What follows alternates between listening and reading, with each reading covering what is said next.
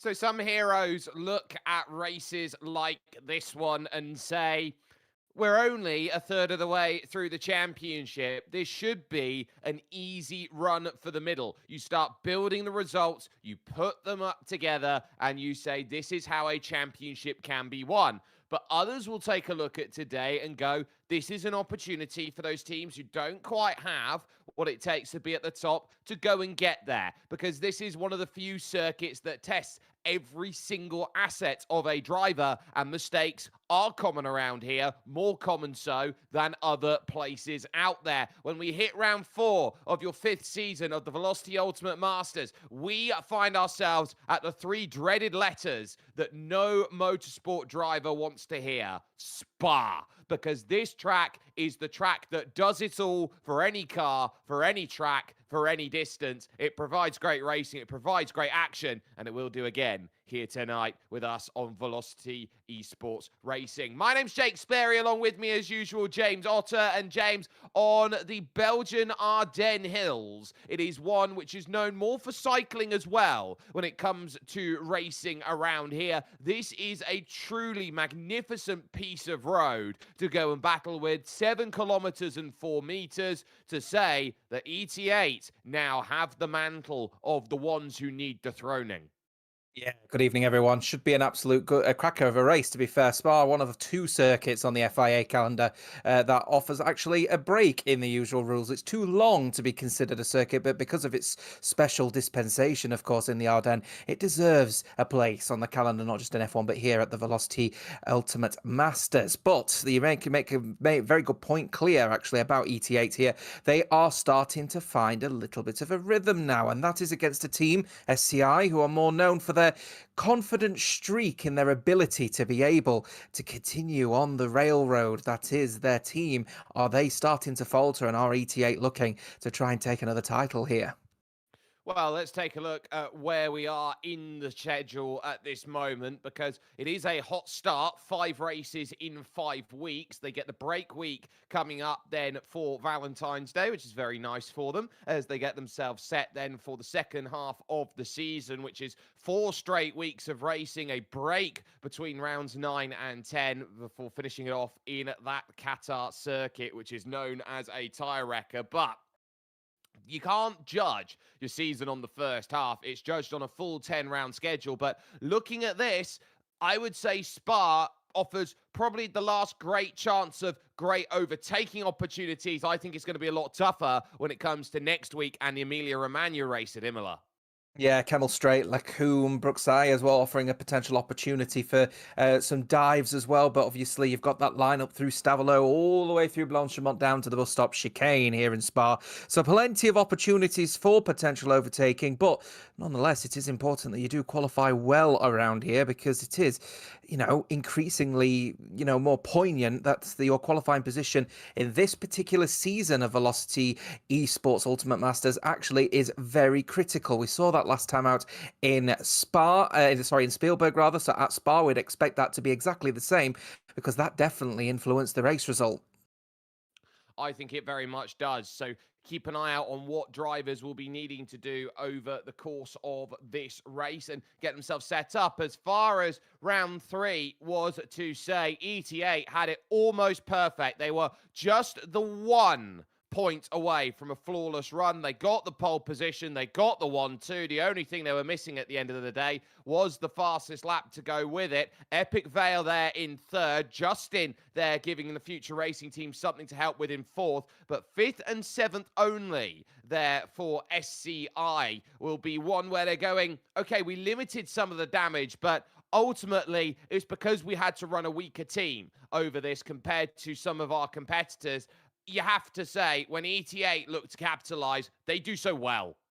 Yes, I mean, this is the thing. ETA struggled throughout this particular championship, or rather throughout this particular game cycle, to really compensate off of the back of when SCI start dropping points. So they couldn't really throw that many punches. But what a bounce back, going into this next part of the game cycle, ETA managing to get that 1-2, managing to throw SCI completely off the cuff with their 5th and 7th place, respectively. And also a big shout out to RSC as well. They've really started to get their mojo in now, and RSC are going to be a team to be considering of potentially some closer towards the front battles if they continue in the form they are. Great podium from Epic Vale. Yeah, it was a great podium. Let's look at some of the drivers who did not get it right in the Velocity Ultimate Masters last time out at the Österreich Ring, as this is brought to you in collaboration with Hyundai, with Intercomp, with Monster Energy, Brand Garage, Level Academy, and the Specialists. So you're looking down the order. AMR picking up penalty out there, and so too Venturi have to be a little bit careful. This is going to lead into what we talk about with the one retiree being RSC, which will give it that up and down day for them. But really, you're looking at those teams and saying, what do they need? Well, two teams right now with a qualifying ban coming into this next race being AMR and Venturi.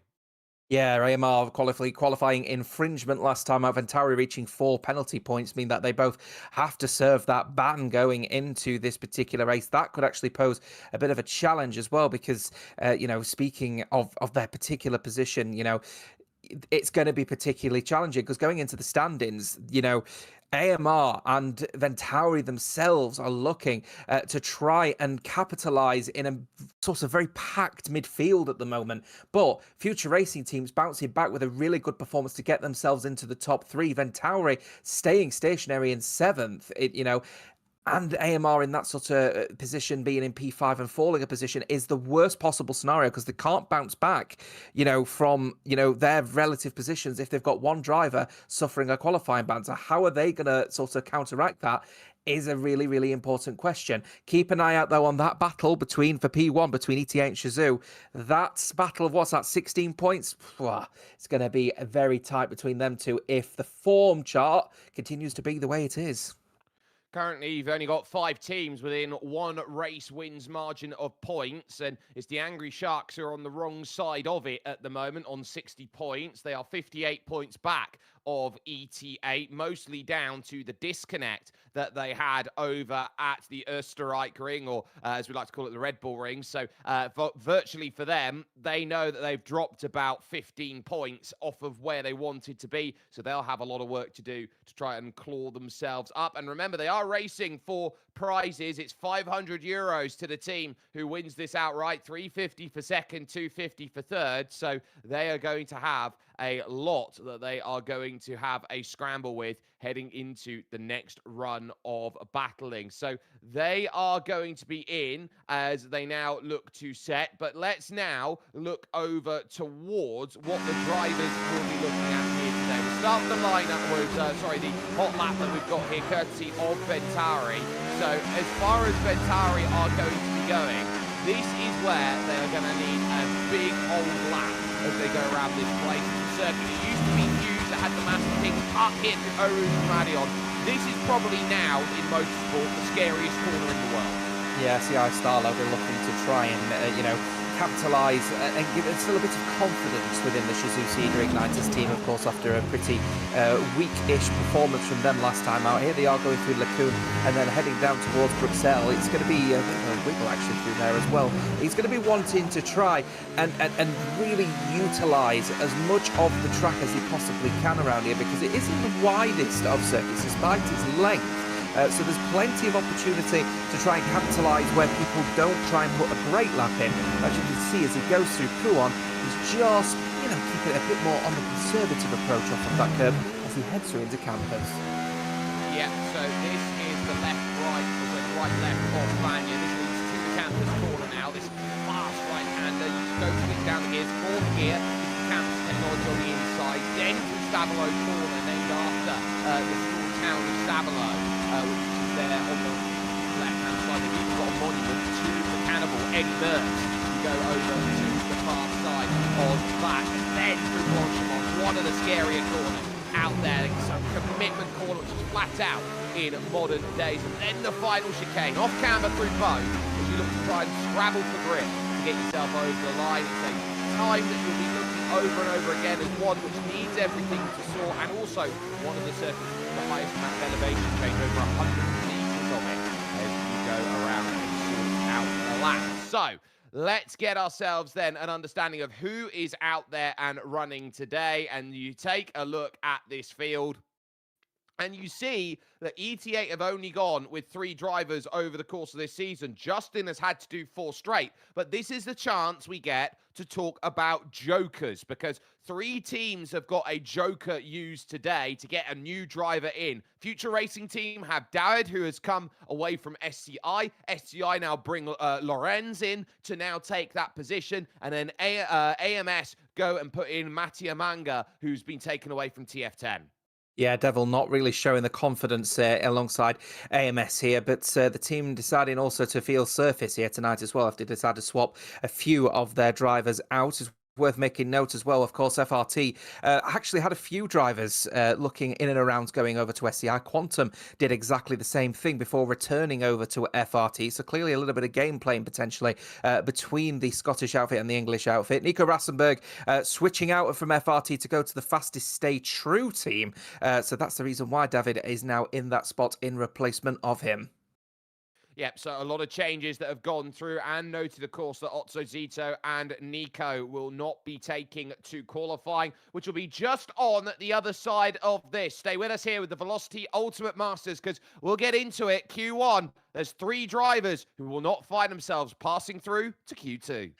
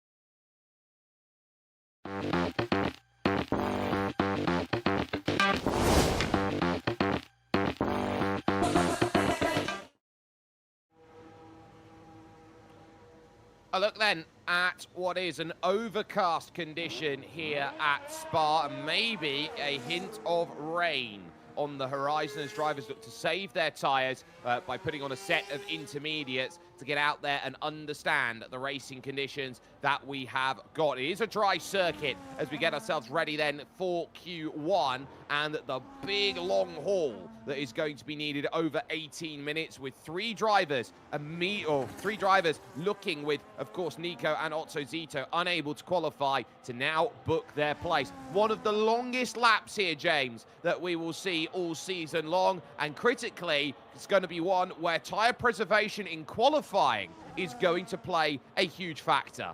Yeah, critically, the teams have decided to field out everyone on an intermediate tyre to get the cycle laps in. So despite the overcast conditions, they're not really considerate of any rain on circuits at the moment. So nothing to worry about, I think, just for now. But either way, it is a very long lap around here, the longest on the calendar in terms of just the kilometres that you have to put in around here. As I said, it breaks all of the FIA regulations in terms of track length, but they go out of their way to set the fastest fastest lap they possibly can. First person setting lap, we believe, with this man, the Suzuki Igniter man, and probably fastest driver at the moment in the console sphere in Silo.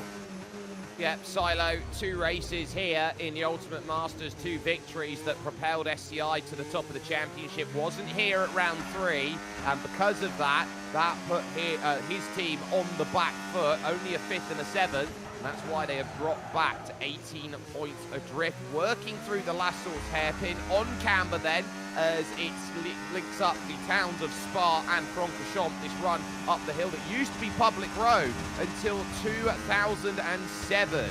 So it really does make a huge difference on the drive, looking over the Camel Straight, and now heading on over towards Lake Coombe. The highest section of the circuit is Malmedy Corner, which is the 3rd corner afterwards, all the way over to the left-hand curve. Be careful of the gravel that puts itself in left and right, and then starts to set itself up for the drop back down the hill. This is Bruxelles, this corner that comes along through, or literally translated as Brussels, into Speaker's Corner in the middle of the lap, slightly different. Bruxelles, I will try and remember my hardest to remember that one, because I call it Brookside, Bruxelles and everything under the sun. Here comes Silo going through Pouon though, as you'll see there, a little bit more curb on this occasion versus his teammate Starla, of course, on that hot lap we had earlier on. Chucks the car through the right-hander of then the next set of corners, going through the campus complex and then through into Stavolo. He'll be wanting to just set the early pressure, get a little bit of a side to try and understand what the circuit is like out there at the moment, even with these intermediate tyres. Track certainly dry at the moment, but maybe a slight hint of humidity in the air. Of course, in these mountains, it makes no odds that, of course, these conditions could deteriorate at any second. Indeed, with just under 14 minutes to go in Q1.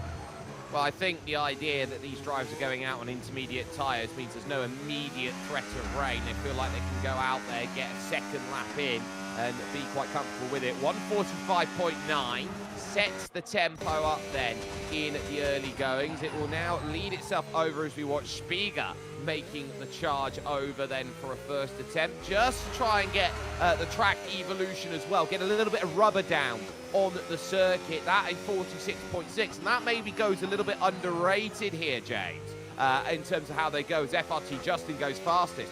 Actually getting some rubber on the circuit to make the track evolve makes it quicker, because the more discard that you put down to the outside, the rubbered in racing line is quicker, because you've got all that nice grippy tyre that you've been running through over the top to make the track faster. Yeah, but of course it leaves marbles on the circuit as well, and that could also reduce the amount of grip that you get depending on where you are on the circuit. There are a few racing lines you could take around here. So it looks like here the TRT driver of Zane electing not to complete that lap, dives himself straight into the pit lane off of those intermediate tyres. 8 laps have been done then on those intermediate tyres. As said, absolutely nothing to consider in terms of competitiveness at the moment, but if you do want to talk about it, fastest person, Justin for FRT. Yeah, Justin's looking like that this is going to be one where he wants to try and set his stall out. And traditionally, this has been the sort of circuit in Formula One senses that has brought drivers up to the top level. I mean, you look at Michael Schumacher's qualifying on his debut back in 1991. He put a Jordan up on the 3rd row of the grid. You turn around and look at, say, Giancarlo Fisichella on that min-max setup of the Force India, was able to get himself second in that race. This has been the sort of race that just opens up for opportunity from drivers. And I think that this is going to be one where there might be a Spa specialist that can do it better. That is a wild line all the way out into the gravel there, as we focus with Justin, who's deciding, I never want to use these tyres again. I'm staying well out of the way, and I decide a beach day's a good idea. Yeah, well, thank the Lord that this is not the kind of game where you could actually get floor damage from being in the gravel, because you mentioned about being a Spa specialist. Justin might be fastest, but not showing his true colours there, I don't think, at the moment, is the Haas runner. Got someone just tucking in behind him. I believe it's one of the Alpines, maybe one of the SCI drivers looking to just get on with his lap. I believe that one will be, trying to look around, I think it's Lorenz, actually, at the moment, as Justin's taking some very wild lines indeed. No doubt this Haas will be coming in. In fact, what is happening between the pair of them at the moment there? Looks like they're just doing a little bit of a ballet dance between the pair of them. A little bit of ghosting, but nothing to worry about between the pair of them, squeezing their way through into the pit lane entry. Very curious. Yeah, so as far as they sit, they will have their scramble on, trying to make sure that they sort out any of the issues that they've had there between them. But at least half the qualifying done, and most drivers now electing to go to the soft compound of tyre, which is going to set themselves up then for what will be the legitimate attempts, quote unquote, as they look to get themselves sorted. So they've got a banker in the back pocket. I would say here, James, that as far as they are looking in terms of this race and in this qualifying in Q1, knowing that two drivers are not going to set a time, does that put less pressure on drivers to make it out? Or do you think it puts more pressure on drivers who know that their teams want at least one car in Q2 to go out there and say, look, we can get both. Now we must make this qualifying work? Yeah, top end of the grid. I'm thinking your FRTs, your SCIs, your ET8s. Probably not as much pressure because they would expect to get through Q1 pretty easily. But I'm thinking your AMSs and so on. What an opportunity it is for them. AMS, of course, more known for their sort of perspective, perhaps within this community as an assists team as opposed to no assists. So with two people already knocked out of qualifying, what an opportunity it is to have both of their drivers potentially through to Q2 and get a really good start in this race. I said qualifying has proved to be quite a critical element in this particular season of Ultimate Masters. So what an opportunity it is for them to potentially get some bigger points on the board and try and get more than the 11 they've currently got. Yeah, they need a few more out there because they are 18 points shy of Tatum Restech, and they've had one less race to score points. So if they want to get out of the I'm not getting my entry fee back prize level out there, which is 0, they will really need to get a move on to get themselves into position. You've also got to keep in mind that Ventari and Angry Sharks are in a big scrap, and so too Future Racing Team RSC and AMR. They'll be looking together at 3rd, 4th and 5th to say, look, it's us three who are right now fighting as the upper midfield as far as it goes for the moment. Pushing through then to the final chicane and looking to now build up for this lap. We focus here with Zane, who has had a very good opportunity to say, look, I can get myself up there in and around. First driver to go and set these lightning fast times with 8 minutes 18 on the clock, chucking it through into La Source, that big anti-cut curb. Sits there on the outside, dropping down the hill to the Red River corner of Eau Rouge and up through Radion and on to now the Kemmel Straight, where this is where you're looking around and saying it's the difference between drivers who are able to get a good qualifying set compared to a race set, because in the qualifying trim, you probably want medium downforce. In race trim, you want something that's slick on straights. Yeah, very, very late on the brakes as well, going through in Lacombe as well. He'll have gained a bucket of time through there, will have the TRT man. But Tatum Restech, more known for its escapades outside of Formula One, I'm thinking iRacing and so on. So they've got an opportunity to seriously make, a little bit of a dent maybe within this midfielders, set a precedent that they are a team with a longer vision within the F1 community, and with a driver like Zane clearly very aggressive on the qualifying laps. Look, getting up on the curbs as well, very happy to get on the curbs, very confident is the TRT man. Next person to be setting lap after him, by the way, will be the AMR driver, of Ivan Eskrig. He's in P4 at the moment after setting his lap on the intermediate. But it's all about this Aston Martin as he now heads to Blanchimont. What is that first banker going to be with 7 minutes to go? Well, picked up a bit of gravel coming through Campus Corner, which put a lot of trouble in on the lap. Not enough to invalidate, but still enough to cause a bit of a kerfuffle with this lap. Not clean by the longest stretch of the imagination. Here it comes over the line, a 41-2 then from Zane as a first effort. Lots of wheel work having to be done then as we watch the Ferrari of Ivan Eskrig. He'll be the only one qualifying. That's the difference you're looking at. 0.6 of a second. Huge in terms of its margin. Ryderdal then, this the first real ET8 effort that we're going to see then making a push towards the line. We'll see what Ryderdal can do. It's second on a 140.7. Yeah, his teammate down in P18 will just be coming across the line as well. ET8 usually do things in pairs, and he's down. The order is Matteo by about 0.3 of a second, but we know Matteo throughout the season is more of a second-hit wonder with him, really. He usually gets his better lap in on the second time of asking. Split now, the pair of them by both of the FRTs, and this man Monza as well for RSC. Other laps coming in as well. We've got Track Racer as well. That's the AERT driver, but he's missing his entire right side of his wing at the moment, and he's invalidated as well. Not looking confident for the Kick Sauber man. No, and you got to remember that it will take time to get a new front wing on and back out again. It's an expensive one. Silo 4th on a 140.8 as Lorenz goes quickest on a 140.5, almost a 10th clear of Ivan Eskrig, and that will pretty much say I'm safe as houses with an attempt like that. You see the disparity around here. It is a tough circuit to set up and get correct. You've got Leon then for Ventari currently in 10th place, which means currently on the outside looking in, two drivers who have not set a time right now in Track Racer and Epic Vale, but Epic Vale on an outlap currently. And then first and foremost, it is the Angry Shark driver of Spiga who is in trouble with Mattia Manga, then the one on the bubble on a 41.5. I think you need a 140 to survive Q1. Yeah, you need to be in the 140s if you want to feel any kind of confident. You might get away with a 41.1. We're considering how close it is down towards the bottom. Epic Vale should get through no issue whatsoever here for RSC. He's currently on an outlap at the moment. Track Racer, of course, not setting anything on the board after having that spin out and crashing into the wall. But there I said about AMS, 15th and 14th respectively, 41.3 and a 41.5. This is a good opportunity for AMS to have at least potentially both of the drivers through into Q2. Certainly at least one of them, but as it stands so far, Track Racer should get a decent lap in. Epic Vale certainly will do. If Spiga can get a good decent lap in as well, actually AMS could really be in trouble here.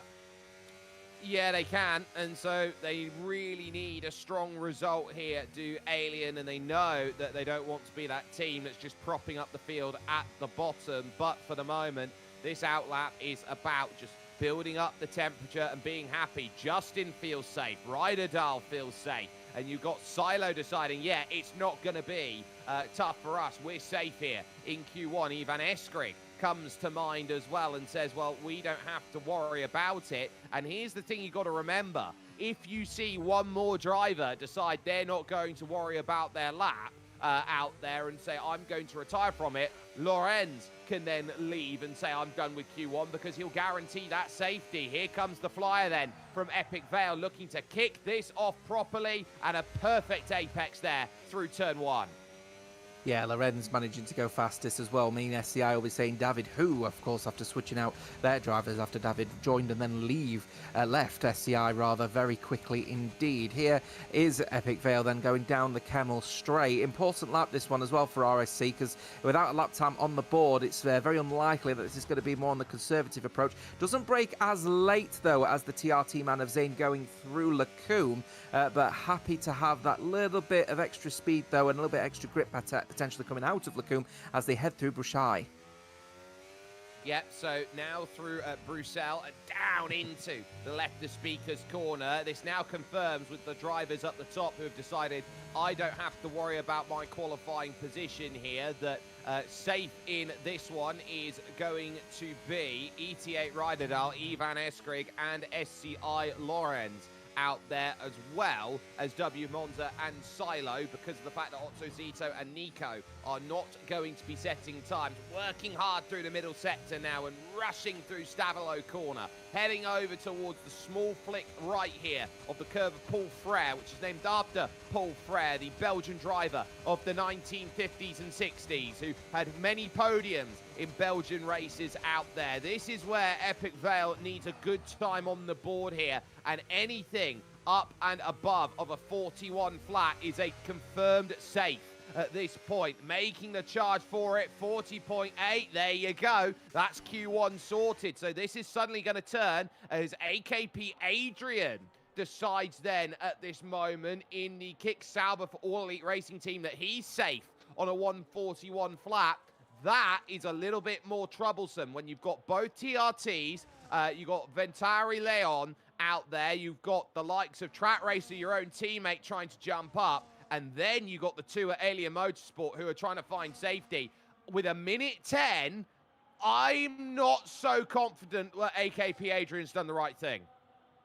1:41.0. Yes, it's very close, isn't it? It could be hundredth of a second between you managing to get through and being knocked out here. So you're probably right in that regard. Epic Fail be happy with his 40.8, especially under that little bit of pressure. Here is Track Racer through Bruchel, as I'll finally get that one right. Heading through No Name, he'll be wanting to try and at least set some kind of early precedent, put TRT under pressure. If he could get anywhere kind of near Fedemori's kind of pace, I'm thinking the 41.1s actually. AERT might actually have a bit of an outside chance of getting both of their drivers through to Q2 and actually putting a little bit of early pressure potentially going into Q3. We'll have to see. Either way, Track Racer getting a bit of a wiggle going through that corner. He'll be looking to try and set at least something on the board that will be competitive, put TRT under pressure, and actually have a real risk here of AMS having both of their drivers knocked out if Spiga improves. Well, there's a sense that there are drivers who hope that they've got what they need here in terms of their qualifying. AMS know that Track Racer is going to be the first of those to look to set these times as the checkered flag comes out, and now it's just how good are your opportunities as there is a slow car going by in Epic Fail, only 14 on a 41.2. Oh, that's going to put a little bit of a worrisome moment here for All Elite. Here comes Zane, looking to now try and find some clearance. The man on the bubble towards the line, 41.1. That will get the job done, at least for the moment, because you've still got more trying to find that safety. Surface for Alien Motorsport. This is needing to be a big result here for the Williams teams to get themselves out of Q1, to give themselves some confidence to build with out there in their efforts here today. Really ragging through this section. Next to no battery remaining for Surface, who goes 7th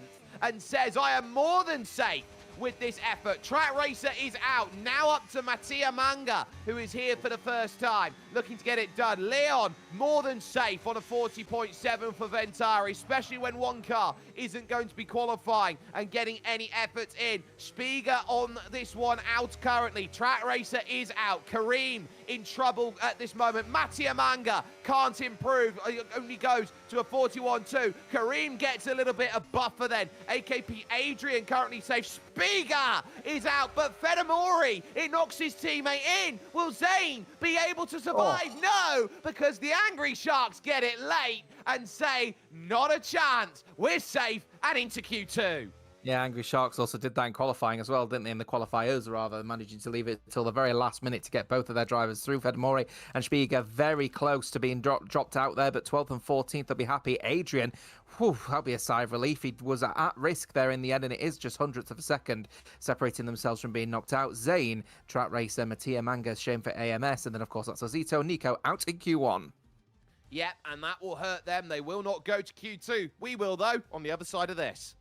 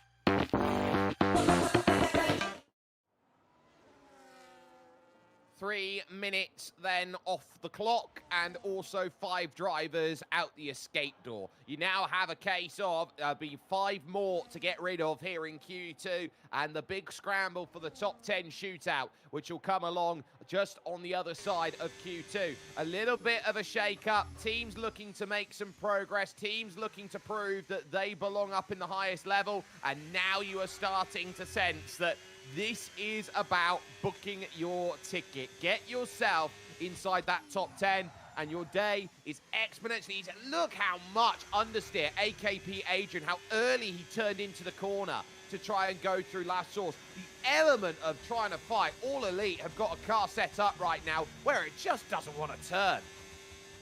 This is the challenge, isn't it? Now, Adrian managed to just get through to Q2 in this race, obviously down in P15. So he is on the back foot, is the lean green machine, that is the Kick Sauber.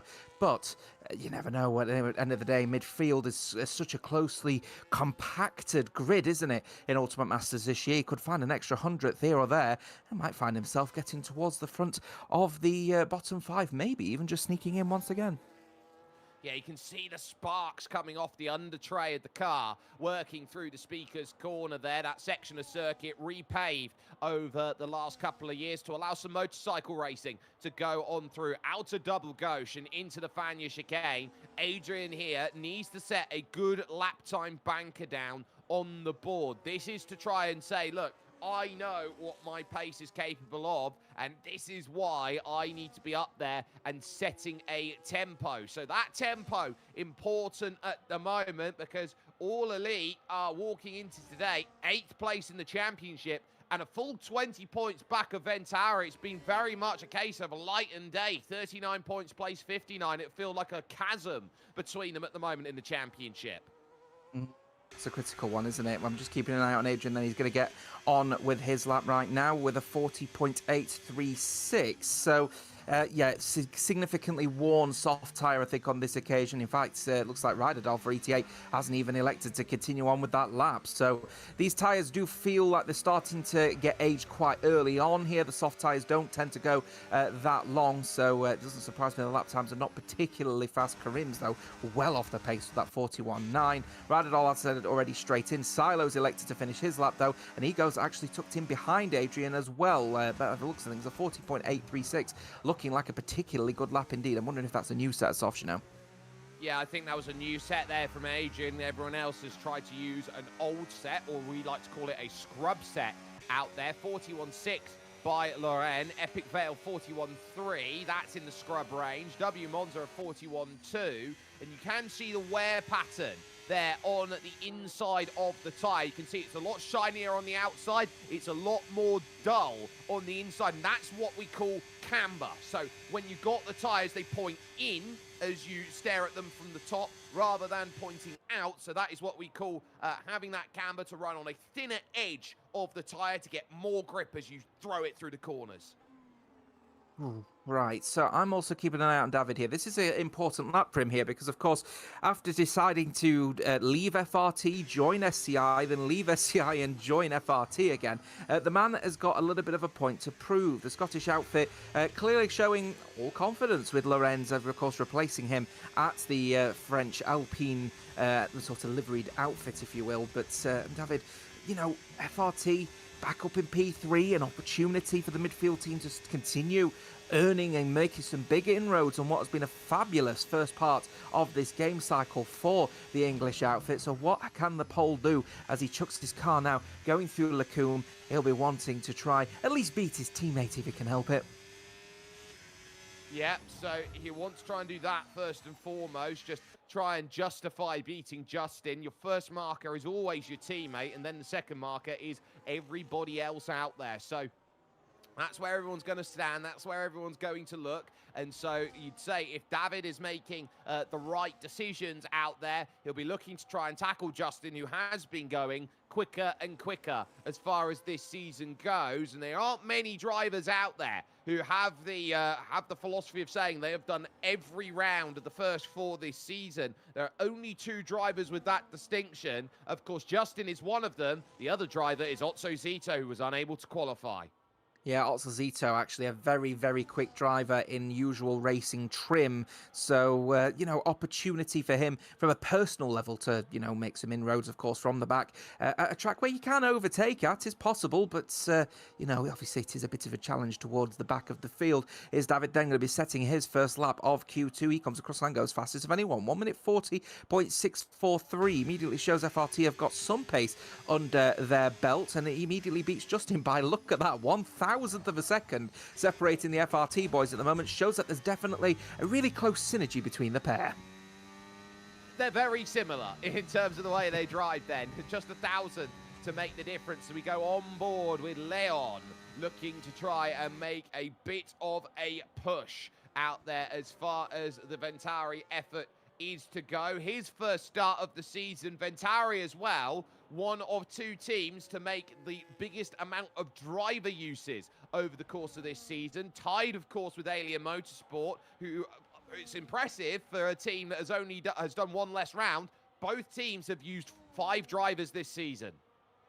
Yeah, very early on as well for that team. So it suggests, obviously, that they've already sort of exhausted perhaps the full diversity of the roster, which actually could pose a little bit of a threat, as we get further on into the season. We'll see it as that one sort of develops. Here is Leon, comes across the line, goes P9 with a 41.7. Again, probably a used set of tyres. I'll tell you how much time we've got left on the grid, but unfortunately, we've actually got one of the FRT boys currently out without fuel at the moment, I believe. So he's just nursing his car around the circuit, which means we're going to have permanent yellow flags. Looking like decent for the Angry Sharks, though. 48 and a 49 puts them 4th and 5th, respectively. Surface coming across the line with a 41.4. If that is a U set of tyres, then he might actually have a bit of an outside chance of qualifying for Q3 here. So clearly a lot of confidence in Surface here. Replacement, of course, of the what was actually a pretty poor lineup for the last couple of rounds for AMS. So it would be nice to have them in the Q3 appearance here.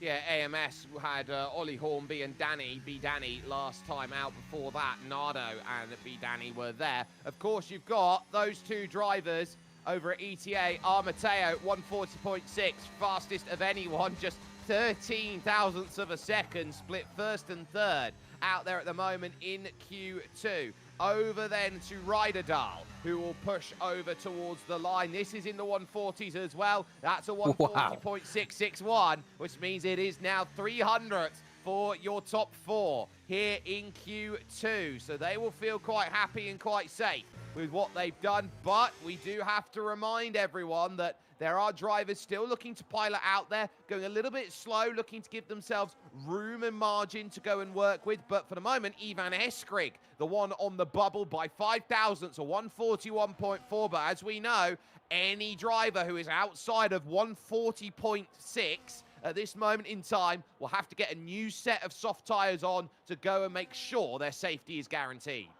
A critical thing for the point here as well is the fastest driver outside of the 40.6s is actually the team in Kick Sauber, like the team AERT.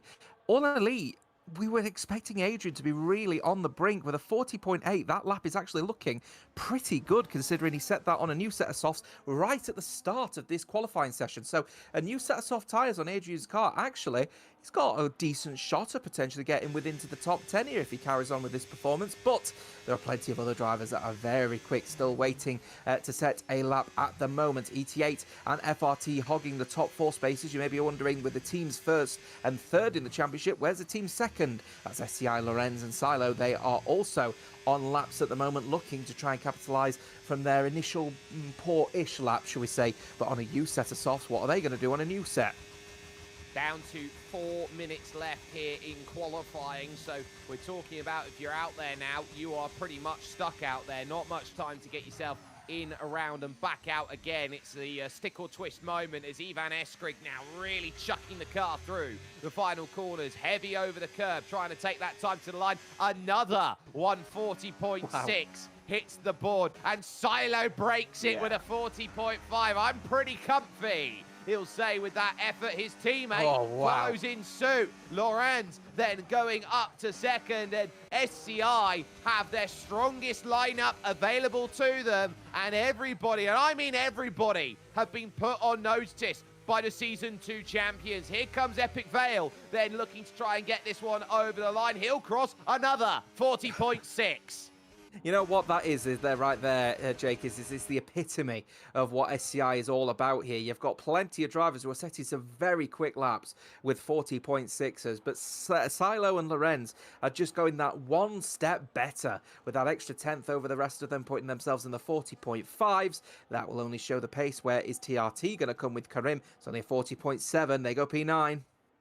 They do. Ninth's not good enough, though, on a 0.7 when you've got Fedamori and Spiga. W Monza, a driver who can improve. VNC Leon's got a lot of pace as well and can definitely make something happen. Oh, W Monza, 140.5, says it's not going to be the SCI show. RSC still want points in this championship, and so they are going to put themselves in the wheelhouse to try and say we can fight for this title just like anybody else can. RSC currently 4th at 42 points adrift, and AKP Adrian, we said that lap time was good. Suddenly he's going out there trying to fight to still get in. Needs at least 0.2 of a second.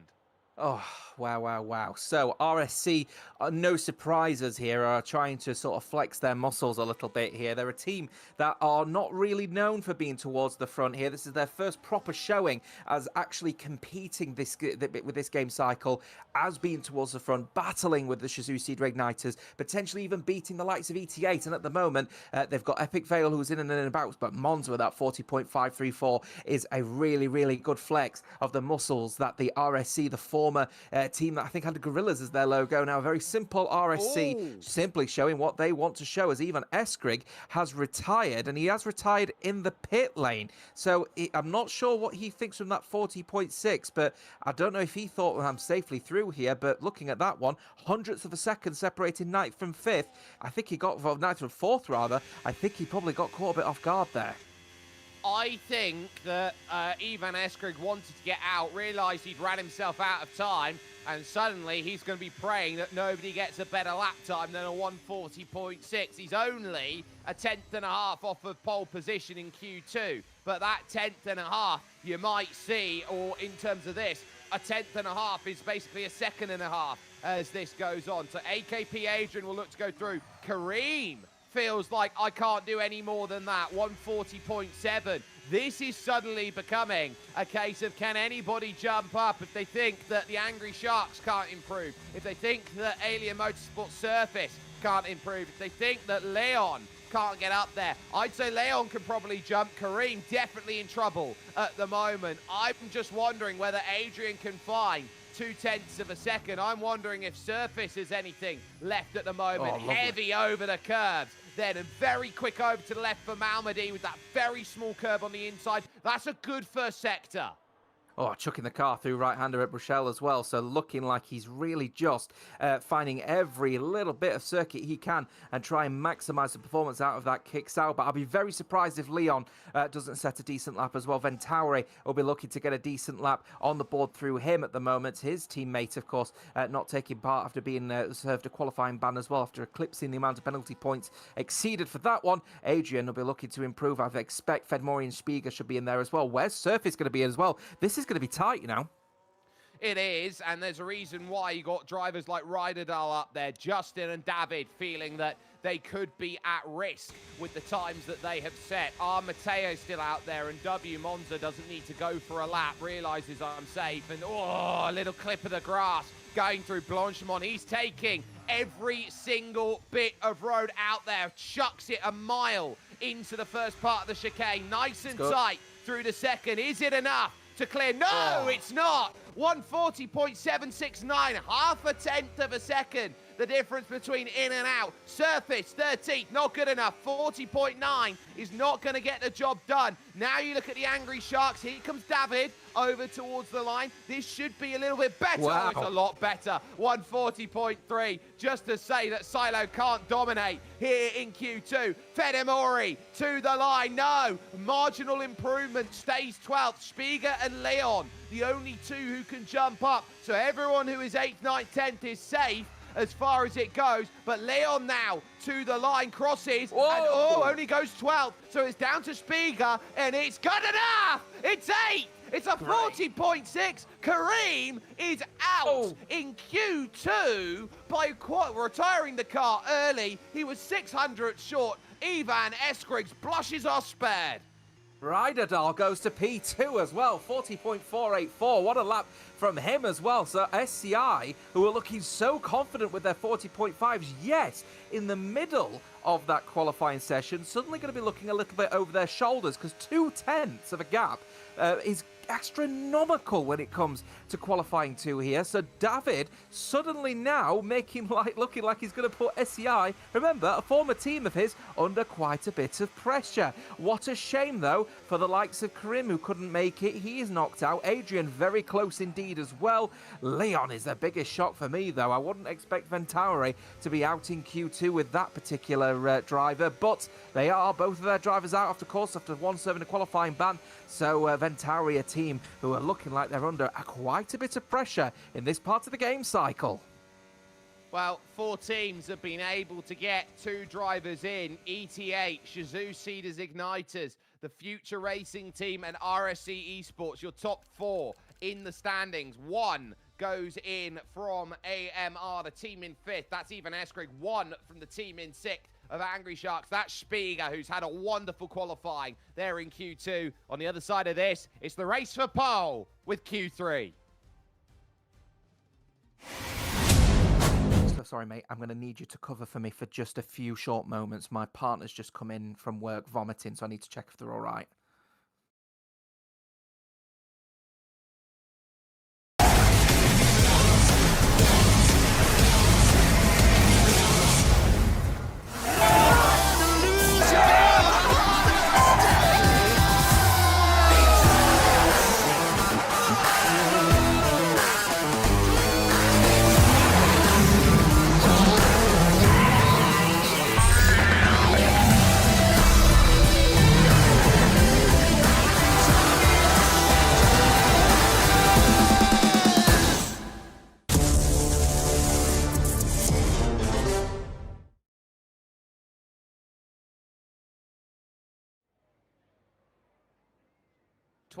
Minutes then on the clock, and knowing that this Q3 is going to be the difference maker between are you in or are you back in the pack. It's a case of the race for pole, which is needed. The 2 ET8 drivers of Ryderdal and Armateo 46, who was your winner last time out at the Red Bull Ring. You've got SCI, who are on top form with Lorenz and as well with Silo. You then have in the 2 Haas's, the Future Racing Team of Justin and David, and then to go along with that, you've got W Monza and Epic Vale. Then from RSC, still looking to try and make a big statement. Spiga from the Angry Sharks, Ivan Eskrig over at AMR on board. We will go with David on this outlap on what are, again, partly cloudy conditions here that just moves back across the circuit and is going to create a little bit of concern with a dropping track temperature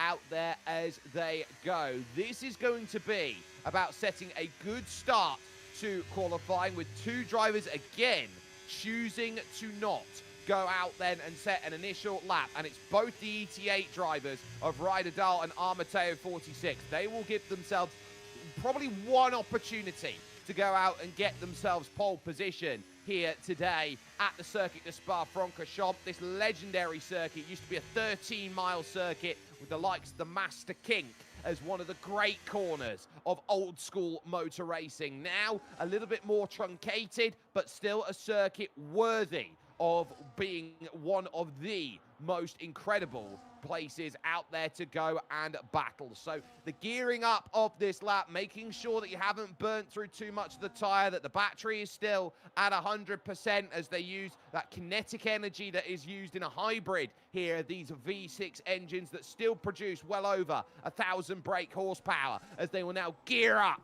for this flying lap. David needs to set a tempo with just his teammate there behind. Oh, sorry, not his teammate behind, but one of the SCI drivers behind, Lorenz, who will be looking to use the car in front of David as a marker for this run down the hill out of La Source, now to Eau Rouge and Radion here. The fast right and then the left-hand flick that leads them up over onto the Kemmel Straight, the slog of a climb that they have over towards Lake Coombe. It's a lot later on the brakes than you think, and there you can see really trying to push. A bit of floor damage then as the carbon fibre kicked up over the curb. So got to be careful to see how David is going to do through the middle of the lap, where you need the car to really respond. Nice through Bruxelles, and now into the speaker's corner, trying to chuck it through with as much speed as possible. Small flick right, that's where Coulthard and Schumacher had their issues in the rain back in 1998, and now making that long run through the left then of Double Gauche. It leads to Fania. Some call it Piff Paff because you take the right, which is the Piff,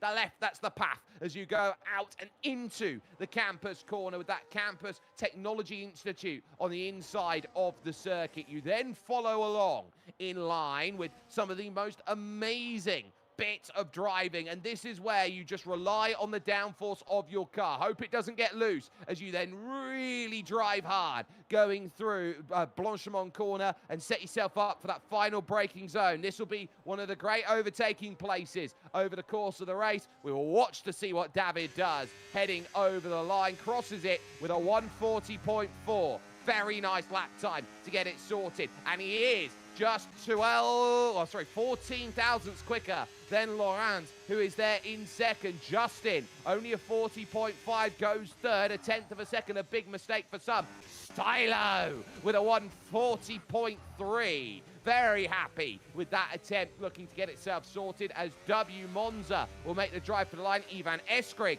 on a 1:40.5. There's a 40.3 for Monza. He's half a tenth of a second back of pole as it currently stands, and Silo will realise that Spiga on a 40.7, and now out there going for a first attempt will be ETH, Ryderdal and Mateo, and they've decided to go together, leave about a minute compared to everybody else, and not just have that minute of sitting, waiting and wondering later on. You've got Epic Vale in the pits, didn't set a lap time then on that first attempt round, and so it's maybe going to try and keep the cards closer to the chest as far as this Q3 is going to go. Ultimately, it's one lap that sets the tempo and pace and says, this is where I am. You only need one. It's the old Sebastian Vettel way of doing it. But Ryderdal really throwing it into the final corner. Lots of rotation there through the middle and attacking off the exit and to the line. Only sixth, though, on a 1:40.5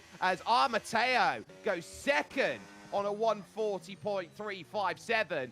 Only 300 shy of Silo, who has been all-conquering so far this season. There's not really been anything that anyone has been able to do about the Shizou Cedars Igniters driver, but with Laurent in fifth position, they are looking to make a statement after the 1-2, which was found by ET8, and of course with no Sergio Olli to back up Mateo, the veteran, some will say, in terms of a drive, this is going to be where you need it all to set. An outlap then, starting for Epic Vale here in the 10th position at the moment in the Mercedes car out there at this stage, and hoping that this is going to be one of those qualifyings where they can pull it back into line and get up near his teammate W Monza. They're only, in terms of this one, 2 points clear of AMR, and they've got a much better position with both of their cars inside the top 10. They will be looking at RSC to pull 7 points on the Future Racing team. They're currently 4th and 6th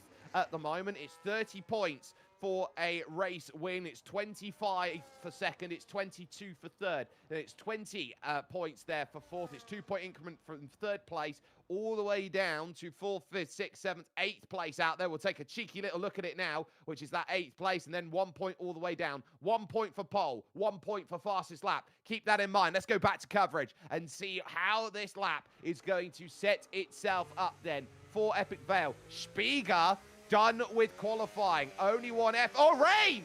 Rain! Oh, that's critical as rain. And that's going to mean that this final effort here from Epic Vale is going to be at a huge disadvantage compared to everybody else. This qualifying is going to be written as early as 5 minutes into it. Oh my goodness, Epic Vale's in the wrong place at the wrong time. David then puts it in, and so Silo, who looks around and said, I'm fastest with my first attempt, That's all you're going to get, buddy, as qualifying is going to be curtailed in Q3 by the ever-changing conditions that you get. A big correction having to go in through Leiku, then for Epic Vale, and this is just survival at this point. Again, another correction of oversteer coming along through, and a massive slide then that will put a lot of heat through the tyres, then through Bruxelles. Now down through the speaker's corner, and you can feel that time just flowing away, and you can see he's trying to weave to get a little bit of temperature into the tyre, understanding that this lap is not going to matter. Then gets a full lock,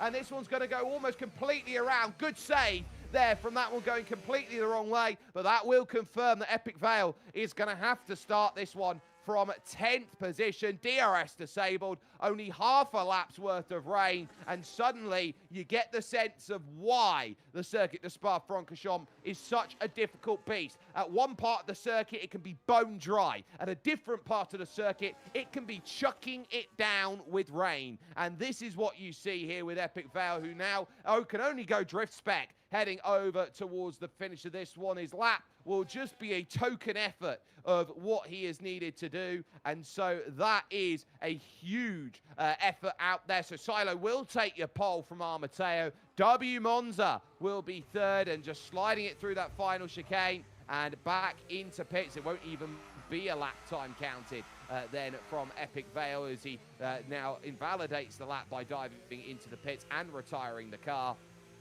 That, as they say, is going to be that as they set themselves up. Rain curtailing Q3, James, and Silo again has pole.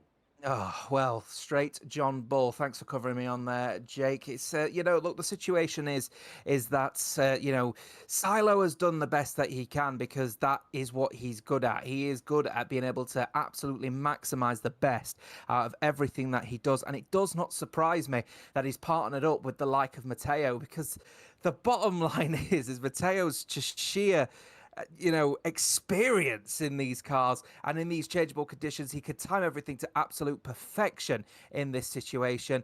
But the critical thing for me here, Lorenz down in P5, split by an RSC, an ET8 and an FRT driver, specifically David.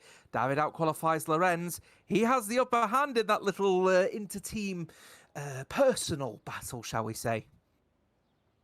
Yeah, and so you're thinking about David and Justin here. If David's slightly ahead of Lorenz, that is going to be good news for FRT, who are looking at consistent points here. But you're going to have to fight in this race, and this is going to be a race of about 50% race distance. So you're only going to get the 22 laps. The tyres are going to wear astronomically quickly. And so you're at a premium now in terms of this one. You're more likely to get yourself through on a one-stop than a two-stop. But again, you're also in the position where when we get to pit stop cycle out there in the race, everyone's going to be on a very similar strategy. Yep, that's it then, and there's the final results of this one as well. 1/10, though, separated the top five. I think just goes to show, Jake, how close this championship really is. But fair play to the likes of Silo, who could find out and edge out every 100th of a second he could. Yeah, it's critical out there, and drivers who turned around and said, look, this is the pace that we've got. This is what they had to do. Be on track and get the best lap in. It was one lap only that was going to get it sorted. Silo, again for Shazoo Cedars, in complete control. We'll be back in just a few moments with the grid lineup as it will set up and racing action from the Circuit de Spa-Francorchamps.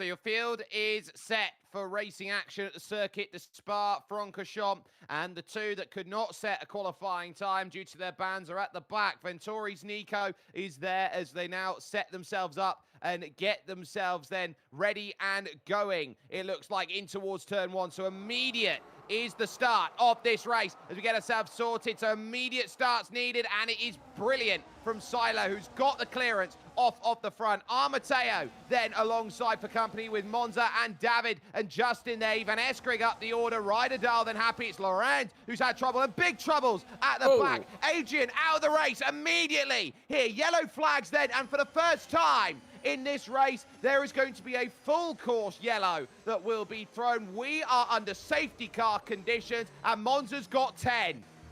Right, folks, good evening. It was a little bit off the cuff, that one, wasn't it? I think the drivers were very keen to get going on that one. Monza has got a 10-second penalty for a collision with Matteo under this virtual safety car. So everyone will slow down to just 40% of the usual pace. So that means that everyone obviously will bunch up and we'll get going with racing in just a few short moments. But that Monza penalty is critical for RSC. They'll be very unhappy about that one. And what a shame for Adrian as well. That's the lead driver for AERT, crashing out at the top of Eau Rouge. Yeah, that will mean that everyone else will score points in this race. Track Racer now is going to have to hold the line here for the All Elite Racing team as they go. Winners and losers then off at the start of this race. Spiga down to 10th. You got Epic Vale there as now the virtual safety car ends. The debris cleared and back off and away again. You need to be so switched on in these positions, and everybody pretty much there found themselves a great chance to jump as they went. Stylo controlling this one from the front, and so you're looking around here at the likes of David and Justin, who have work to do, and W Monza now is going to need to try and do everything to get this clearance. Hard tyres on Silo on board with, as there is going to be a lot of driving through and changes then as Laurent's back up, then fighting for 8th and 9th. Karim and Fedamori going then and trying to set themselves up as they are working with a lot of aggression right now here on lap 2. We're just trying to hopefully get the director. I think we've got confirmation that this is going to be restarted. So we give full context to what's happened there then is that obviously we were going through the grid graphics to try and get an understanding of what this race is going to go on. And then the race obviously proceeded on without us knowing. And a bunch of drivers were all caught off guard by it. So it looks like the lead steward has made the call to do a race restart as a result of that one. No doubt there'll be some ramifications to the drivers that have progressed on with restarted this race when they shouldn't do. But as you can see, everyone flying across the screen now, there will be a race restart in this as a result of that. So we'll be taking a very brief break as we try to figure out what's going on. Right. Let's run through the grid then in terms of where they stack up and where they will start on a second go about then as they get themselves sorted. So drivers like Laurent will have a lot of safety. So Nico is going to be your driver at the back along with Otso Zito. They weren't allowed to set a time in qualifying, so they'll have to go from the back. You've then got Elia Motorsports' Mattia Manga here, who is trying to really rush forward. Track Racer there from 17th. On the grid. You then look to 16th and 15th positions then as they will start running through. That's where you get the first of the Tate and Restec drivers from Zane. The second of the AMS is then with Surface, and then you've got then the first of the Angry Sharks. Fedamori was there in 14th position with Leon then, who will be going from 13th. Ventari with it all to do then with racing as we get ourselves set to the middle of the field. Just unable to get into the likes then of the top 10 as we go to 12th, 11th, 10th and 9th.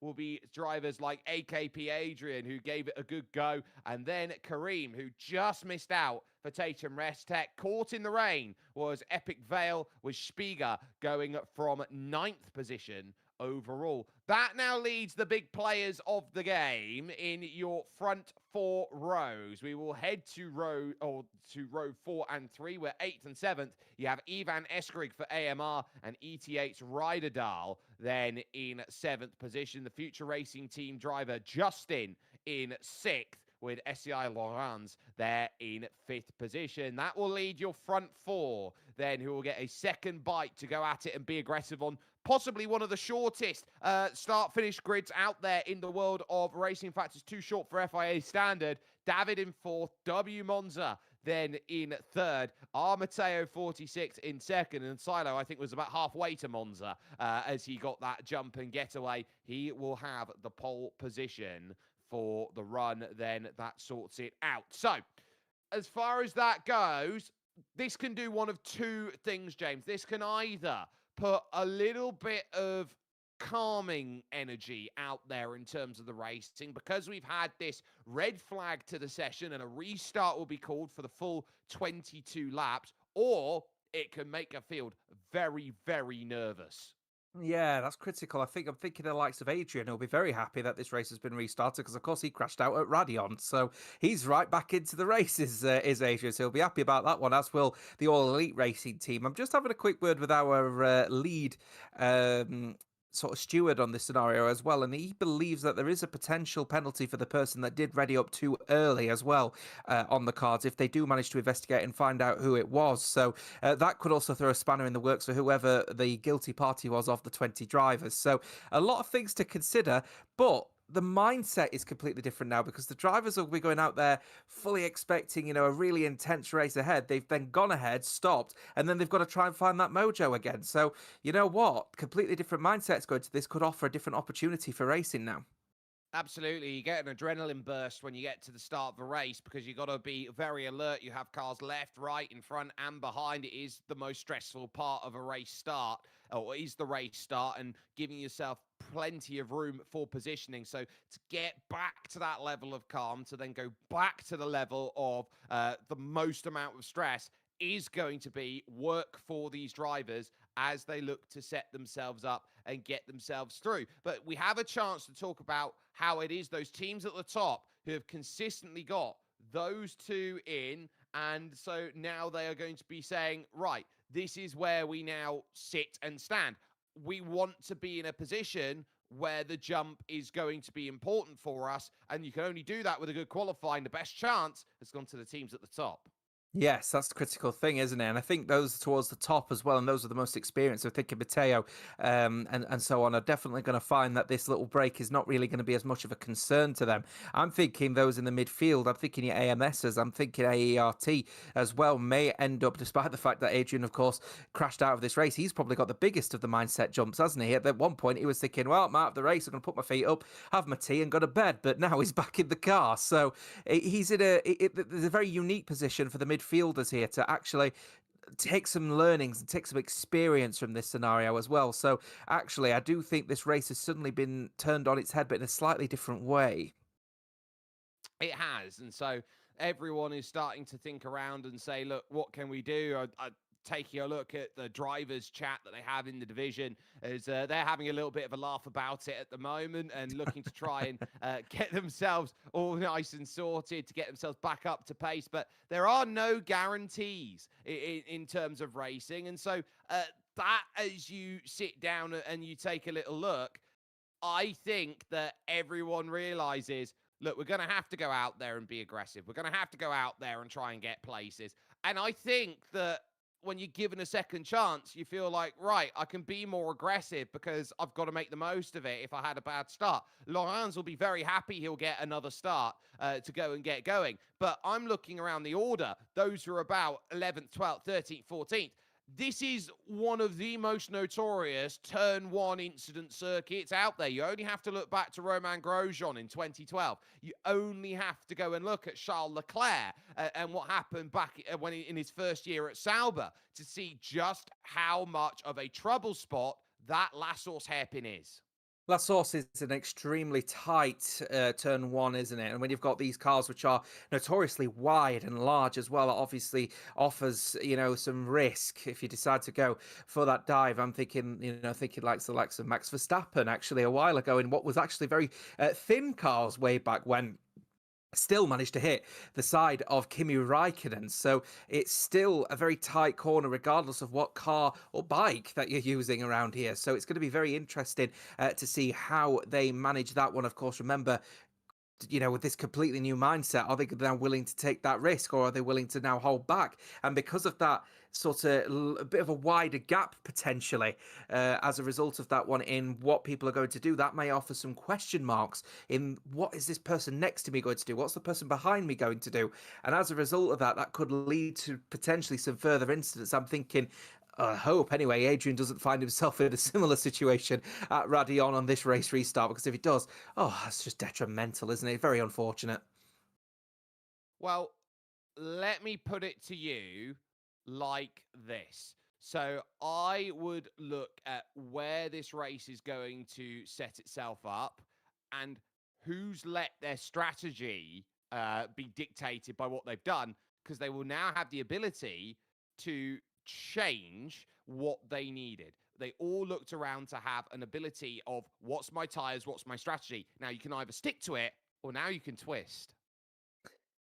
Yes, that's a good point actually as well. Because remember, this is a track where that soft tire does burn out very quickly. We saw that in qualifying as well. So this now offers everyone an opportunity to actually rethink the strategy as well. They might have actually stuck with the one strategy. Now I think the majority of the teams may elect to stick with that, but you never know. Some people, I'm thinking those in the midfield, now they've actually seen people play their hand, if you will. They've seen what tire that each team has decided to stick on. You may see some people decide, you know what, let's switch it up and let's go away from the hard and actually start on a medium and try and get that jump at the start, because that may offer an opportunity, if there is a DRS train that is, to just hold station, because then when they switch over to the hard tyre afterwards, everyone will be on a medium tyre. But if they've got the better tyre as a result of being, on the inverse strategy, they'll get the jump and then everyone will be stuck in the DRS train anyway. So I think you might start to see a selection of teams elect not to start on the hards. They may elect to start on a medium now.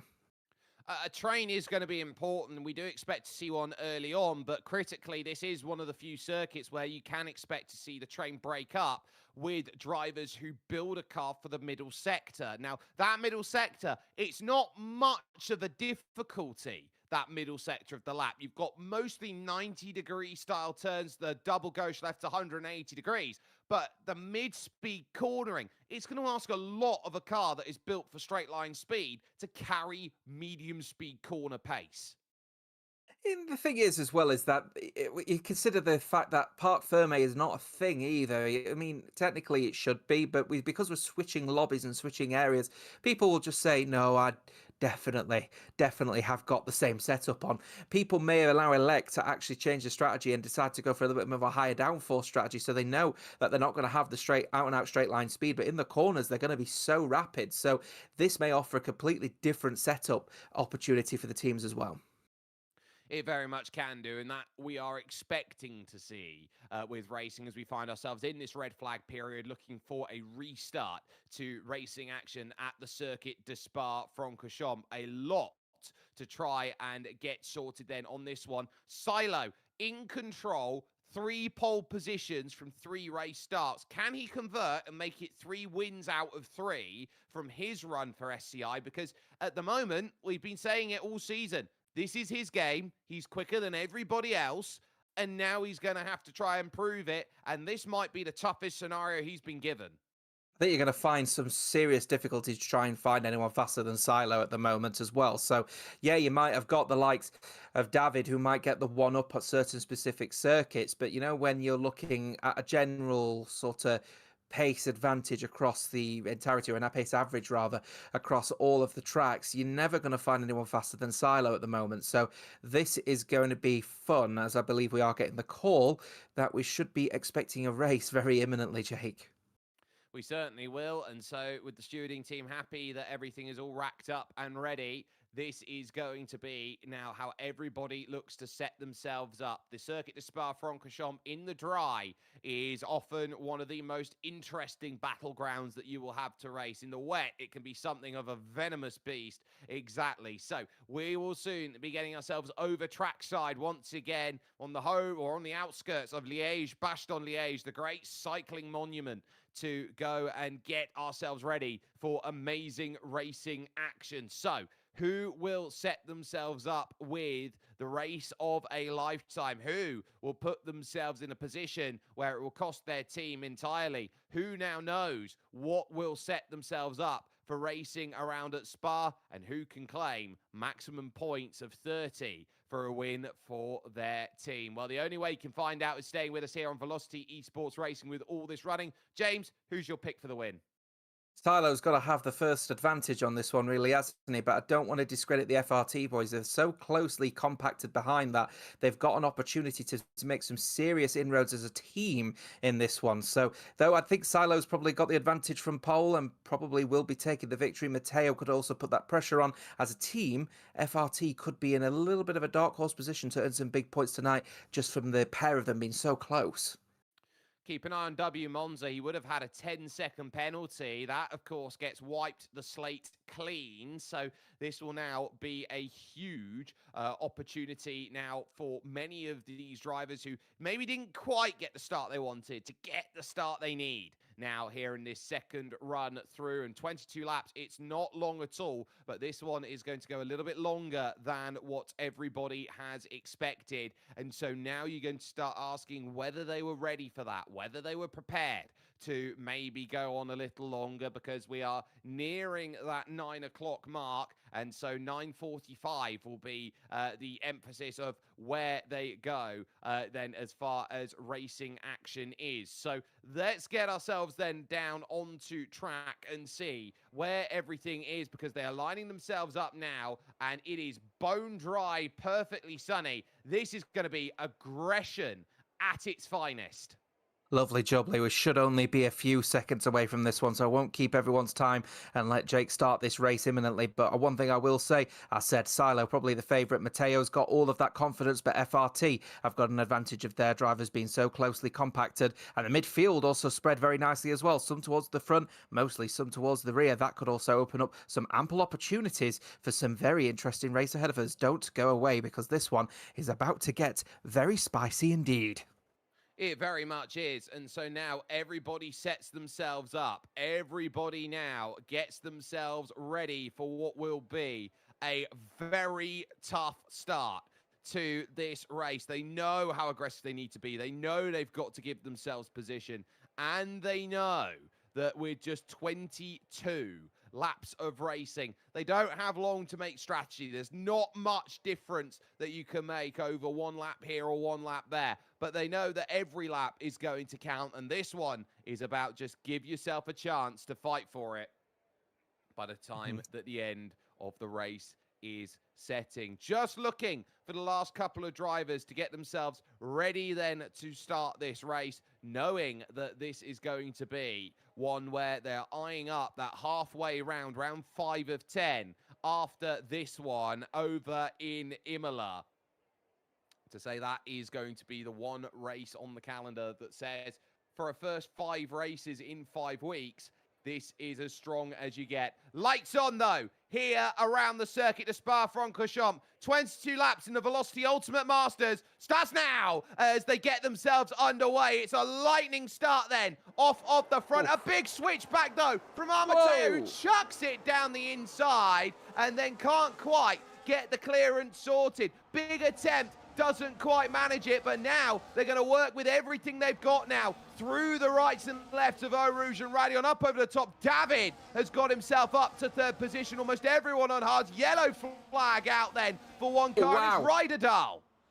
Oh, Riederdal, the championship leaders. Safety car is now out as everyone will slow down to 40% of their pace and they'll chuck in behind the safety car. We've lost another one at Radion, actually. Riederdal and ET8. That is pretty bad for the championship leaders when we've got SCI 1 and 5.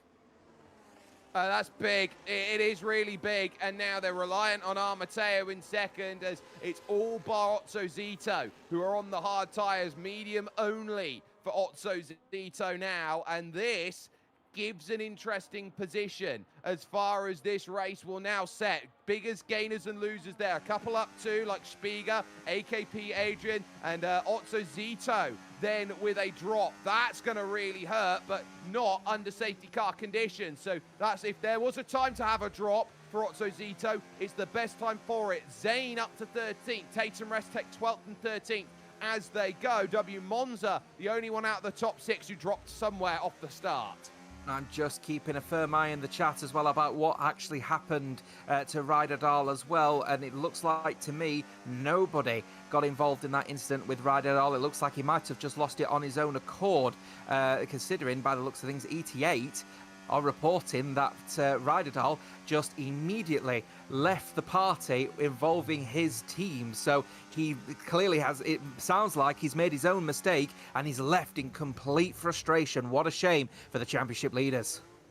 Yeah, you get into a position where you got a restart of the race. You've got to get yourself ready, and you do that on the restart, have your own mistake up there. It's really going to hurt. Now, this is where it gets interesting here, because this is a one-stop race, but you got a couple drivers in, Fedamori in, Track Racer in, Nico in. This will be to switch from a hard to a medium tyre and give themselves options later on in this race, because they would have used the hard tyre. They can go medium now and bring themselves home that way.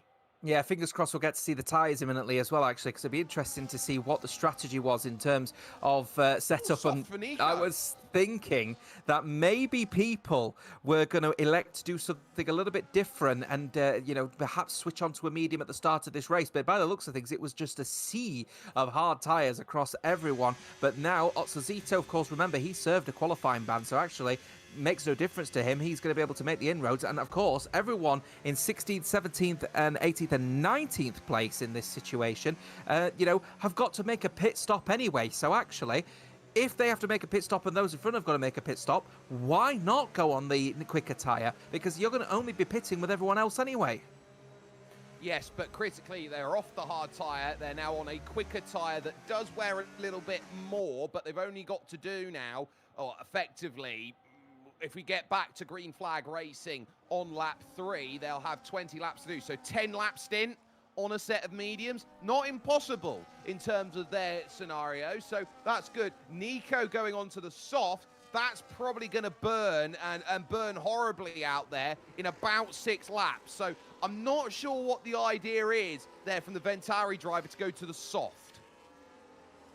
Just not entirely sure about the, you know, I'm not entirely sure about the use of the soft here, because the soft does bear you know, no fruit at all at this particular circuit. You do find that it burns very quickly indeed. Otsuzito is the only person, by the way, to start on the medium tyre, so he's down at the back of the field on a used medium that actually will now go a little bit longer. So actually, this is not really a bad scenario for Otsuzito. It's just a shame that he hasn't made any serious inroads at the moment on that medium tyre. But Track Racer, Fedmore, Nico will make some very early inroads at the beginning of this particular you know, race on that soft tyre, but that should burn out very quickly indeed, and he won't make the hard tyre and the medium tyre pit stop. So I'm not entirely sure what Ventari are thinking. Are they going to pit him, actually, for a set of hard tyres, and are they going to tell him to go to the end of the race, I wonder? We'll see, as he's now just approaching the bus stop chicane. Is he going to dive into the pit lane? And it looks like they are. And in fact, all of them are going to go into the pits. They're now going to switch back onto a hard tyre, knowing they could go to the end of this race. Very clever from the back four. That's smart, and so they feel like if they've got a decision to make it, you see Otsuzito onto a hard tyre for Fedamori. You've got Track Racer now hitting a hard tyre, and then Nico as well. That's so smart that they can get their tyre changes done under the safety car conditions, get themselves back out, and now have ability to really attack this way in the race, knowing that it's one stop versus no stop effectively to get themselves home. And here's the kicker. They've just got to stay in the train, because the pit stop here, it is a short pit lane around at Spa. They don't use the full endurance route, they use the Grand Prix pit, but that's still at least 15 to 20 seconds that they will lose in the stop. And they're just trying to hold on pure pace once the second half of the race comes in. And you're asking to say, right, let's try and hold a difference of 2 seconds a lap. So this is the ball game now for all of these. This is the big end game for Otsuzito, Track Racer, Fedmore and Nico. They are now dark horses in this race, albeit they have got to look after those hard tyres all the way around. If they could stay within the DRS train of everyone around them, then actually they might find themselves about 8 to 10 seconds perhaps, you know, in front when everyone makes their pit stop. This will go a pretty long way here, but they've got to look after those tyres. This is a high deg circuit. Yeah, this is one where tyres just absolutely shred because you get these long, medium-speed corners that just ask you that can you hold the tyres to get that corner of Bruxelles. Again, another corner composition that says, look, there's more to have it. Safety car will be in this lap. We will rejoin racing then on lap 4 here of 22 with Silo in control of the field. Armateo 46 then in second, and future racing team David then in third place as it stands. This is going to be all out for these drivers. They know that they've got to build margin and put some pressure on. Silo then will have the control of the field. It'll be on his dime when he says that he wants to go, and he'll probably get the launch about halfway through this corner. Takes a big wide line, trying to open up on the exit, and back to running we go. Here on lap 4 of 22, 19 laps to go, and a pretty decent launch, but one where he's not going to be safe. He'll be safe in the sense he'll have no DRS to worry about until lap 5. Ever the experienced man is Roberto Matteo. He absolutely did not get caught out at all by Silo's start out of the final corner, but through turn 1, looking particularly strong, but he is going to get closer and closer as he goes down to down the Kemmel Straight. Is he going to get anywhere near going through to Lacombe? I don't think he'd go for a dive there, but he's not also late braking either. Bit of a lock-up from Silo, though. His tyres are still cold. Yep, so that cold tyre is going to need to warm, and you're going to start putting flat spots in it, which is going to create more wear. And again, locks up the inside front there into Bruxelles, and that's going to make a huge difference as they start working across the lap. So they're going to feel like they're going to need to put as much they can. A wiggle, though, from Armateo brings the gap up to 0.7 of a second. So differences starting to be found out there as they now look to try and work through middle sector of the lap then as they now figure through on board with your race leader now trying to get as much through this section and to build a gap. If you can get a second, he's clear. If he can't get a second, well, he's going to be stuck in the DRS train. Look at that again, just grabbing a little bit of gravel there on the outside. That will do no favour for the tyre there on the left-hand side. Yeah, but Matteo also struggled going through No Name. He got a bit of a tank slap at that. He managed to well held going out of the corner, so he lost a couple of tenths, but he's gaining it all back down this back straight here, and he's probably using overtake at the moment. If we could go on board with Matteo, we'll be able to see what his ERS management is in like in comparison. Actually, he has used a little bit more, so he's probably just trying to make sure he stays within this DRS territory because, of course, when they come across the line right now, DRS is enabled. Yeah, and now there is a very real possibility that Kareem could fall outside of that 1 second, and that puts that second group on notice, because if Kareem can't keep the pace of Ventari Leon, that's going to put them a little bit further back than they want to on their no-stop strategy, quote-unquote. They've done 2 stops in this race already. Yellow flag, they're not yet out because, of course, that's just a little bit of a score bug error for us, but Armateo closing it down 0.3 and not enough to go and make any move happen. So it's sit yourself back, settle into your rhythm, and work out the right time to make the pit stop. The issue that you're going to run into here as Mattia Manga fights with Otso Zito, pressure tyres, is going to try and work hard on that outside line. It's not going to work. Then out of Malmedy corner, so Otso Zito getting impatient, feeling like I do have to jump up the order.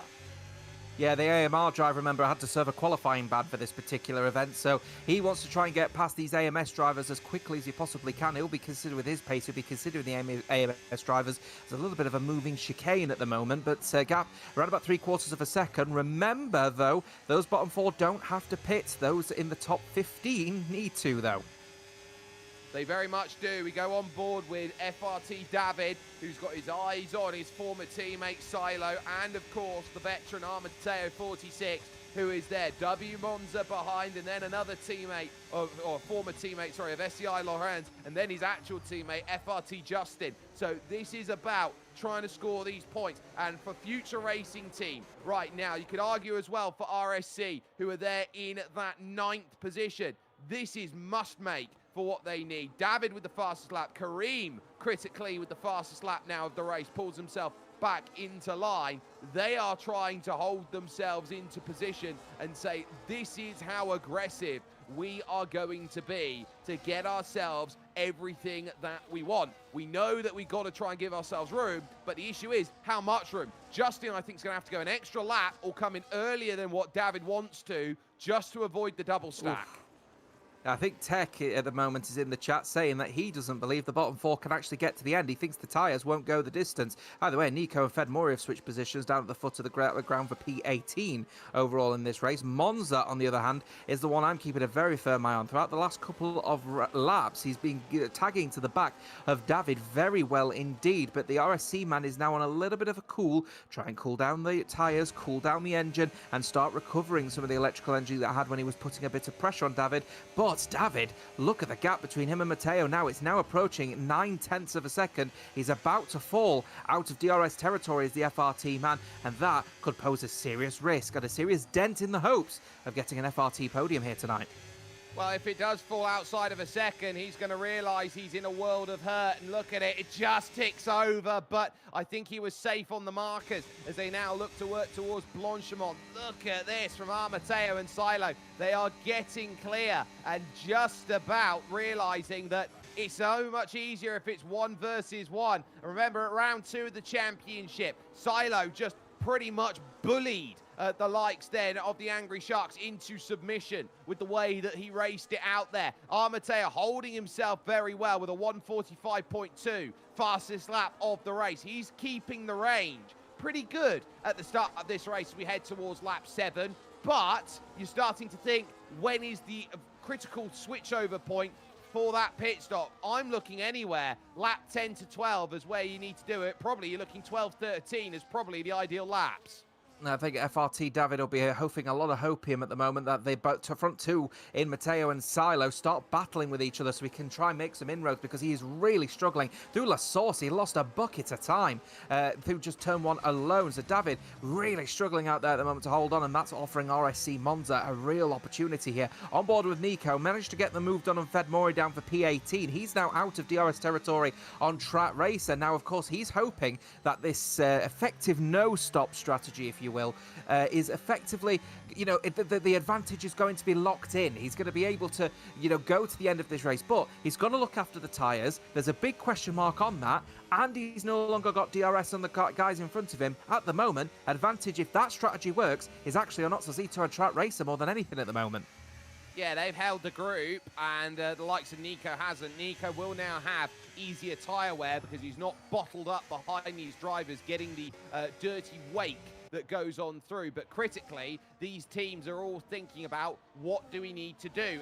Alien Motorsport, for example, in the Williams is stuck behind both of the Tatum Restec team drivers, so that's going to hurt them for championship because they're going to drop even more points out there down at the bottom. But for the moment, Future Racing Team, they are trying to keep Shazoo Cedars Igniters at bay. They're not doing enough of that at the moment in order to keep themselves in. It's starting to look like a two-way championship, but it will open up to 4 with what has happened then for ET8 today. On board with Matteo. This looks like it's close enough. They've broken away from David, and now here comes the chance. There's the DRS marker. It'll be full bore with this, trying to go and get close enough, and the answer to that is no, because battery being saved. W Monza not happy to sit and wait. We've dropped the train. I need to get through. I need to jump up to them. AKP Adrian as well, dropping down now to 12.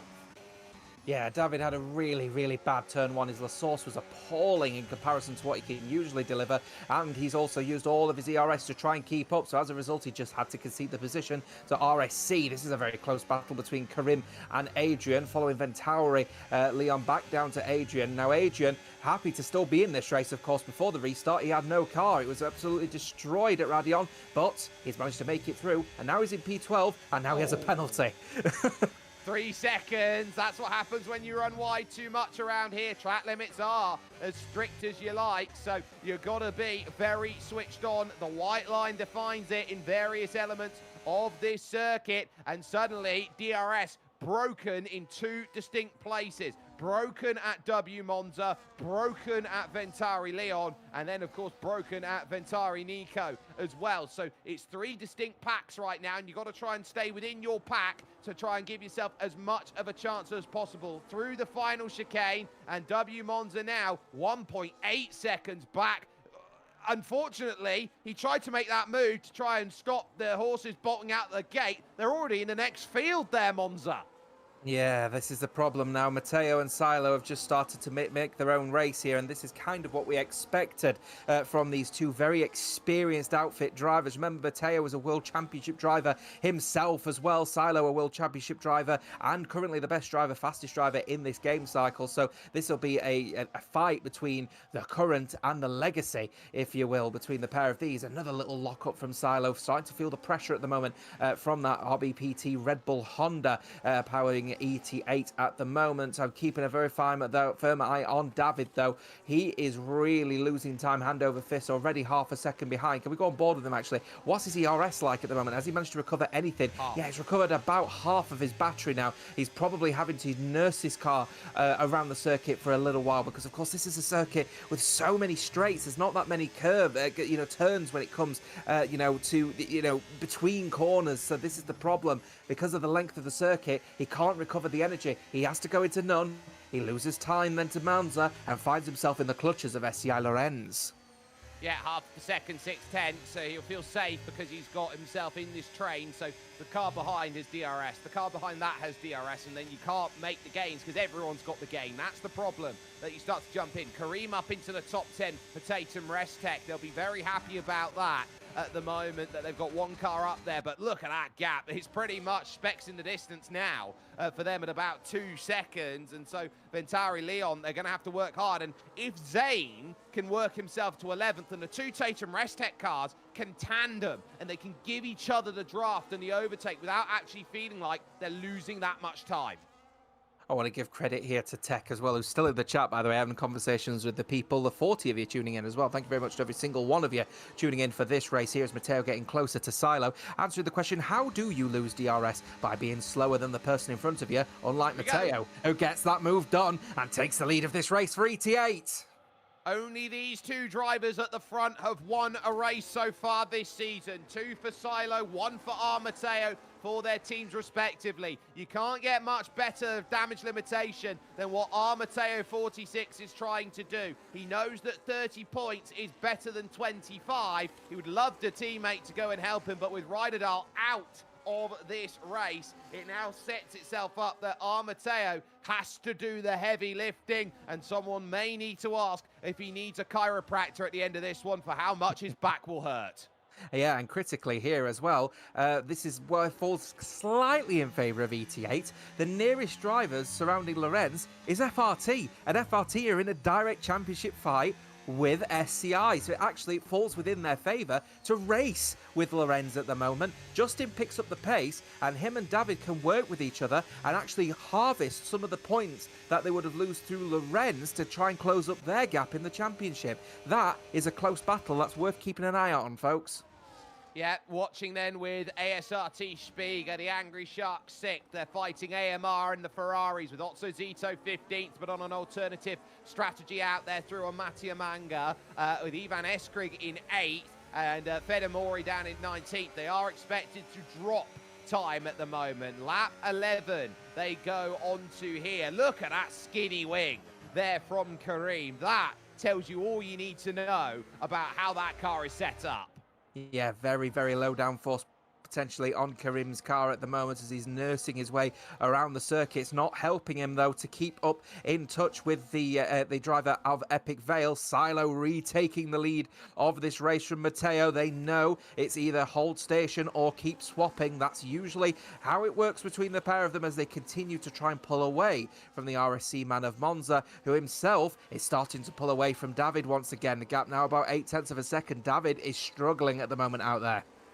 Well, give credit here to W Monza. That gap was almost 2 seconds. Give him a corner and it's suddenly back to 1.5. So he is actually doing a wonderful job here in the middle sector of the lap of keeping that AMG Mercedes honest. That will be one demerit point, so to speak, as he runs wide. But you can start eating into them a little bit, be a little bit, tactical with it. You have warnings out there before you get the penalty. So if you need to get this back in line, sometimes you have to eat through them.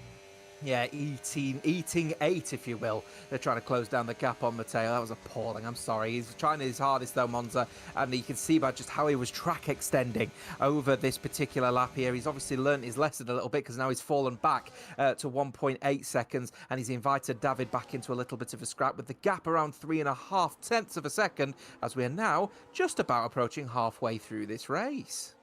So now you're starting to think about when, not if, in terms of those who need to make a stop and how they need to go and make it happen. This is where you need as much help as possible, and it's been quiet out there with David, with Justin, with the likes of Spiga, Ivan Eskrig. You start to just understand this is what the car can do. That big grandstand that they put up, there used to be a wonderful house there that has been knocked down because of it, but now on the climb up, Silo and Armateo, this is the difference between do I want to make the move and keep the gap or not. Ivan Eskrig making move now. He gets the clearance then on Spiga, and that was must make in terms of pass as they've gone through. And also Zito on the charge, dives down the inside of AKP. Adrian gets it done on 2-lap fresher tyres and says, look, I'm going to have to move, and moving I will up to 14th.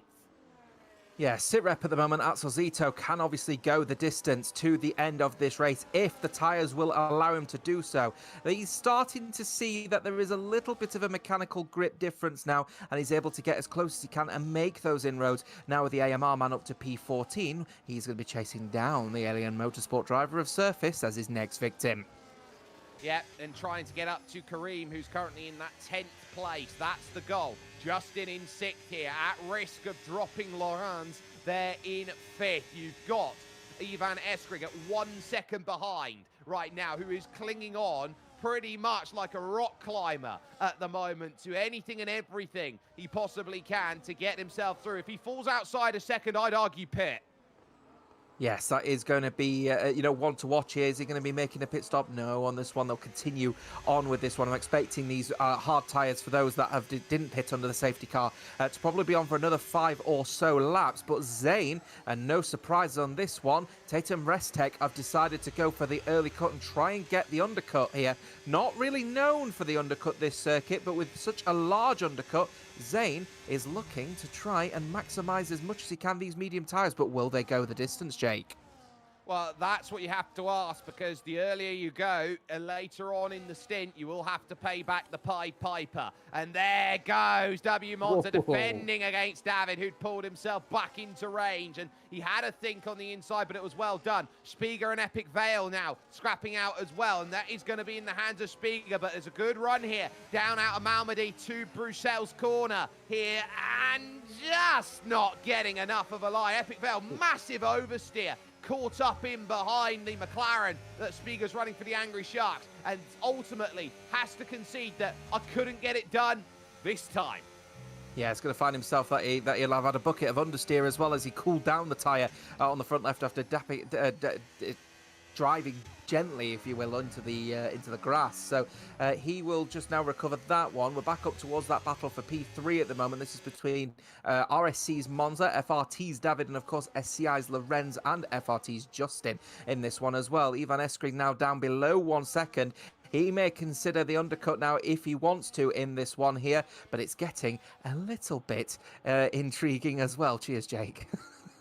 Yeah, so as they now set themselves up, FRT David now realising how many laps are there going to be. W Monza comes in, Lorenz comes in, Justin will make the call. Very weird to see the driver second in the train make the pit stop first. So as they were starting to drop that time, this is a critical moment. The medium tyres, this is the difference right now, I would argue, for someone like W Monza. Are you going to be up there scrapping, or are you not? They've come out of the pit about 2.5 seconds behind Fede Mori.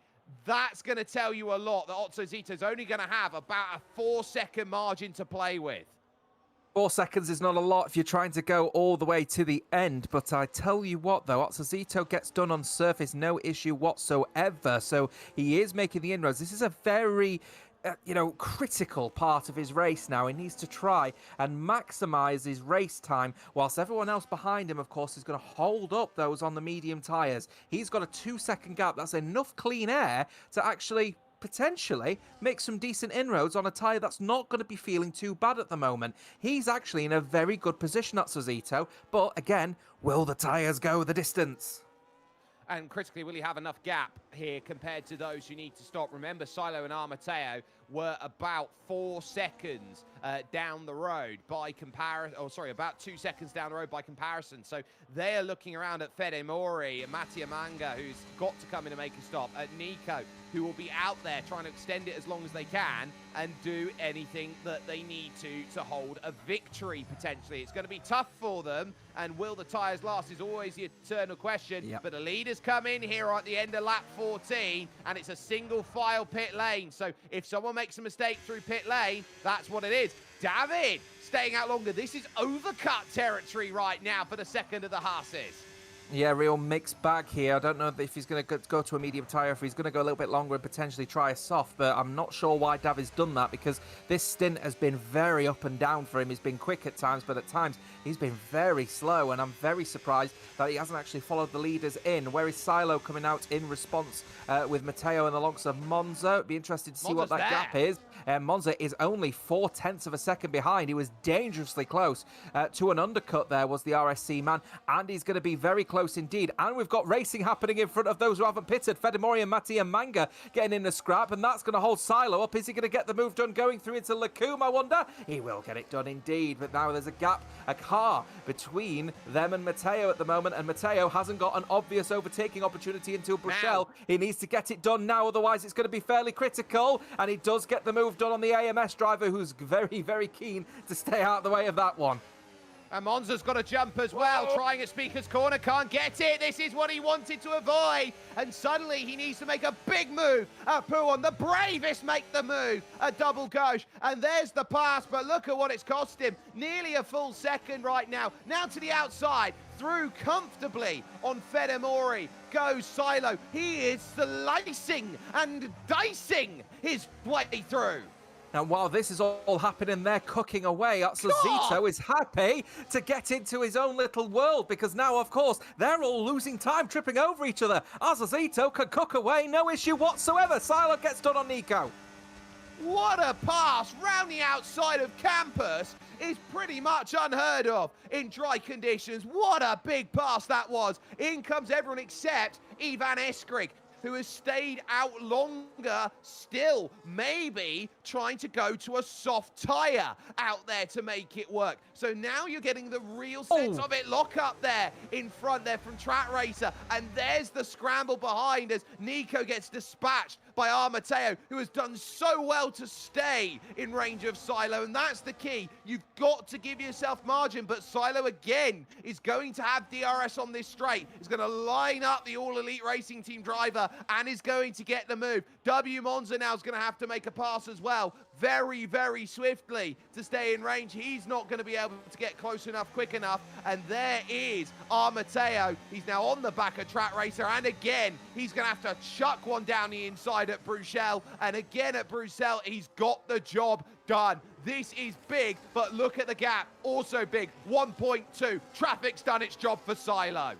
Yeah, it's done its job, but here's the situation, 1.6 to Zito. Now, if I was AMR here, I'd be telling Ivan Eskrig, I'm sorry, we're sacrificing you. Slow down and create a gap. We're going to leave you out a little bit later, and I want you to be the widest Ferrari you can be and give Zito some kind of chance for this no-stop, quote-unquote, under the safety car to work a treat. What are AMR going to do, though? Not that, probably.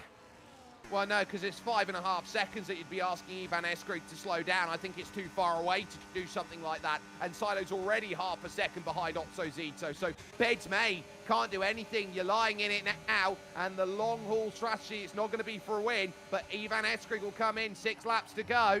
And that will probably be for a soft tyre to get uber aggressive. Wide on the line goes Track Racer, and there goes W Monza to get that sorted. So there's the difference maker. Already the pass done. Silo back into position, but critically, the pass done at turn 1. This gives our Matteo DRS on the straight.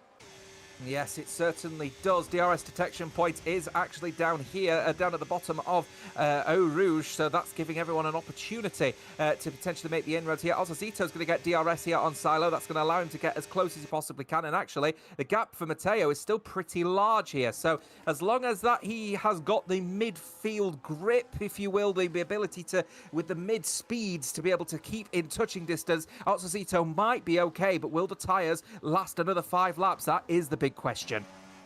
Well, 9/10, 1 second is the margin, and Armateo's not through. There is Laurens trying to get by Nico and Trap Racer. Here comes the move again at double gauge. Armateo again gets the clearance, but Silo is now 1.5 seconds down the road. This is the carnage point that you look at. You've got to try and keep a driver of his caliber under lock and key. Kareem picks up 3 seconds then for Tatum Restek. Not going to be happy about that, as they are 12th, and it will drop 3 seconds, probably back to 15th at the moment. Even Esquid, by the way, chose a medium tyre, which to me, I don't think was the play. Going that long, that late, you've left yourself mired in the pack for no points. For AMR, Otso Zito will have to try and hold, but this is the critical moment of the race. Who can get themselves through and manage, and can Otso Zito baby the tyres back for a top 10 as probably the best result? If he can get himself then 7th or 8th, that's a job well done from starting dead last.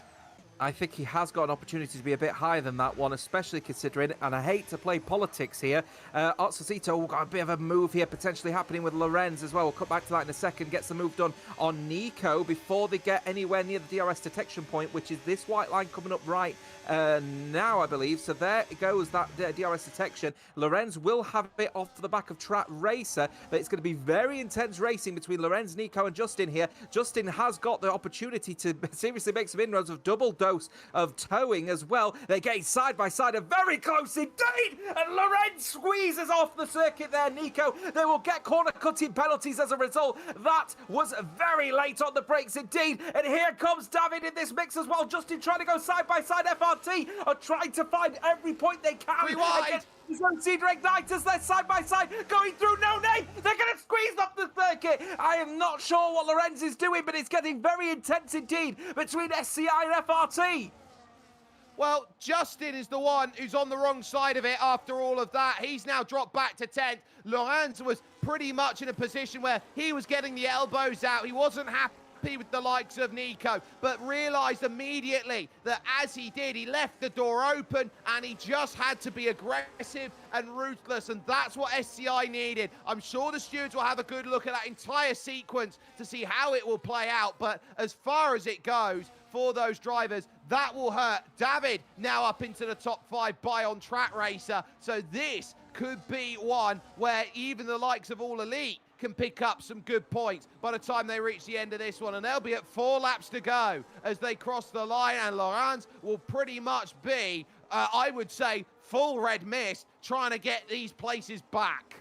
Yeah, and that's going to cost SCI as well. Remember, the SCI are in their own little scrap in the championship for the likes of ETA. ETA are actually doing a really decent job at damage limiting if Lorenz ends up falling down the order. That is going to be the critical bit. I also want to make one point clear, though. I was just very much touching on the scenario with Matteo, and I'll try and wrap this one up very quickly. He did track extend after completing the overtake against Otsuzito at Puon.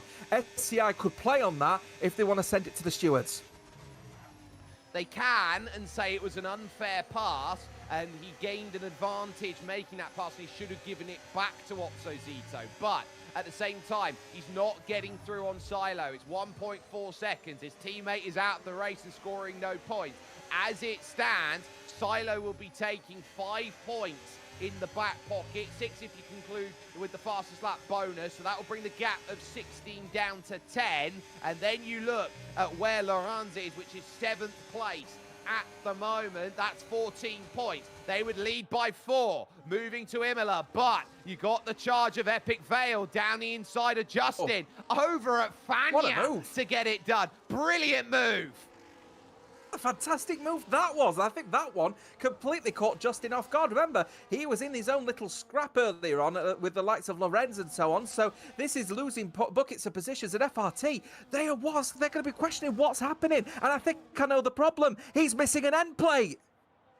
Yeah, and so one end plate is... What's Zito's left? No!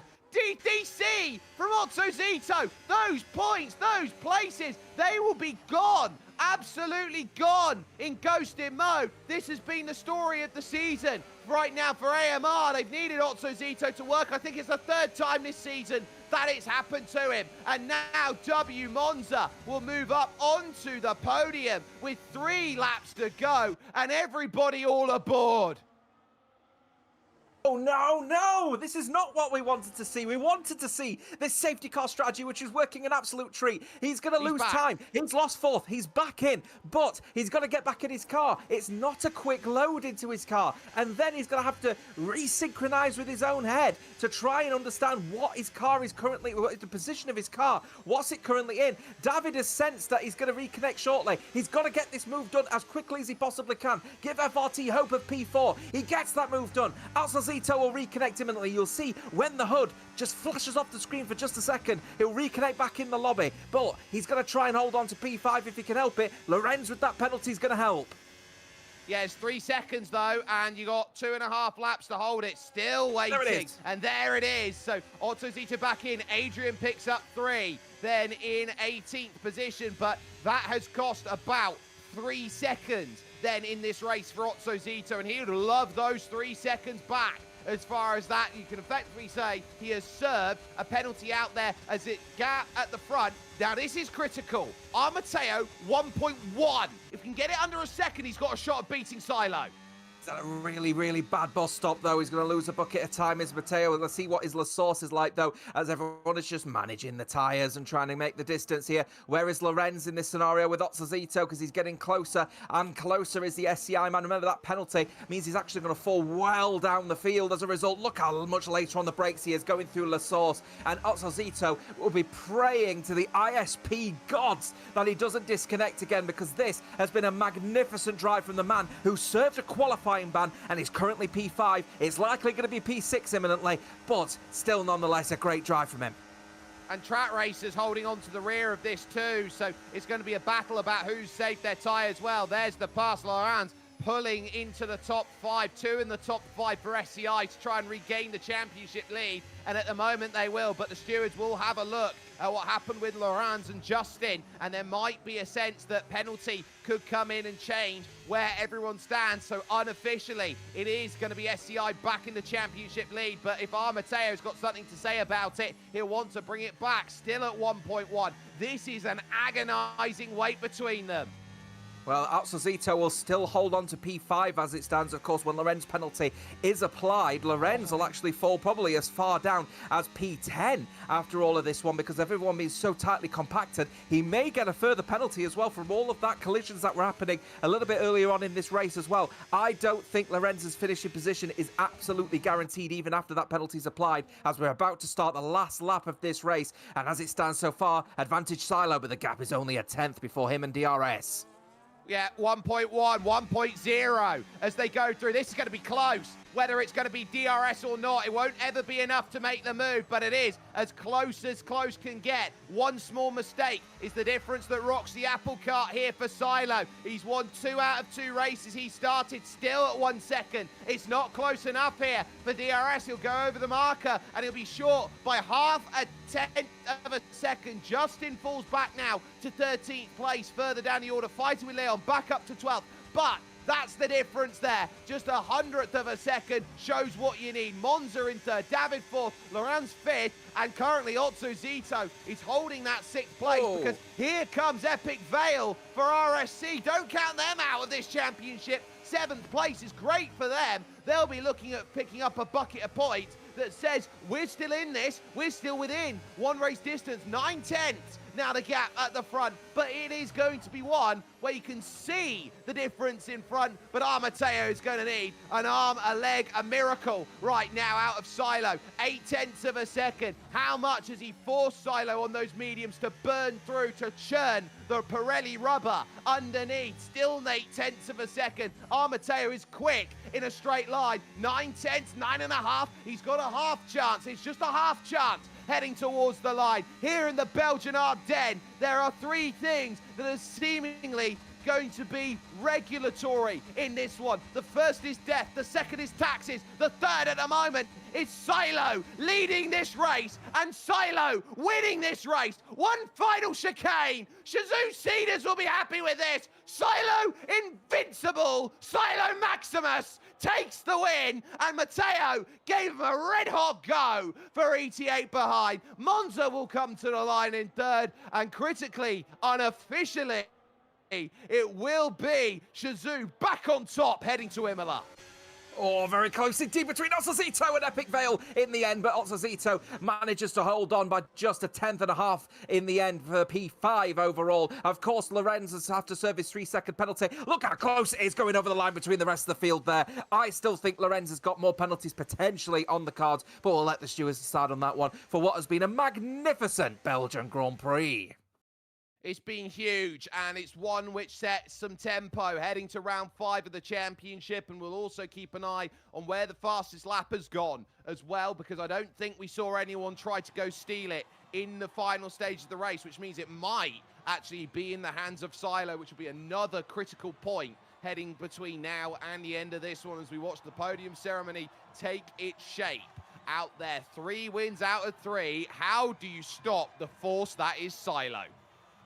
Very difficult to do so at the moment. The man in form, the driver at the top step of the podium, at the top step of the world at the moment in terms of console racing. He is just unfathomably fast out there at the moment, represented in the BWT Alpine outfits for the SCI team. I don't know if we're going to get a black screen, which will be a bit of shame if we are. I think we are. So that might be the end of this particular live stream of this one. We're not going to get the final standings, I don't think. But one thing is for certain. Silo's on top. SCI have got a big question mark about Lorenz at the moment, so that's going to be one that we need to keep a very firm eye out on. And FRT, what happened with Justin? That wing damage after result the collision with the likes of Lorenz means that FRT might lose some ground to a very rampant race speed championship. RSC very happy with Epic Vale's performance, and certainly Monza, who gets on the podium.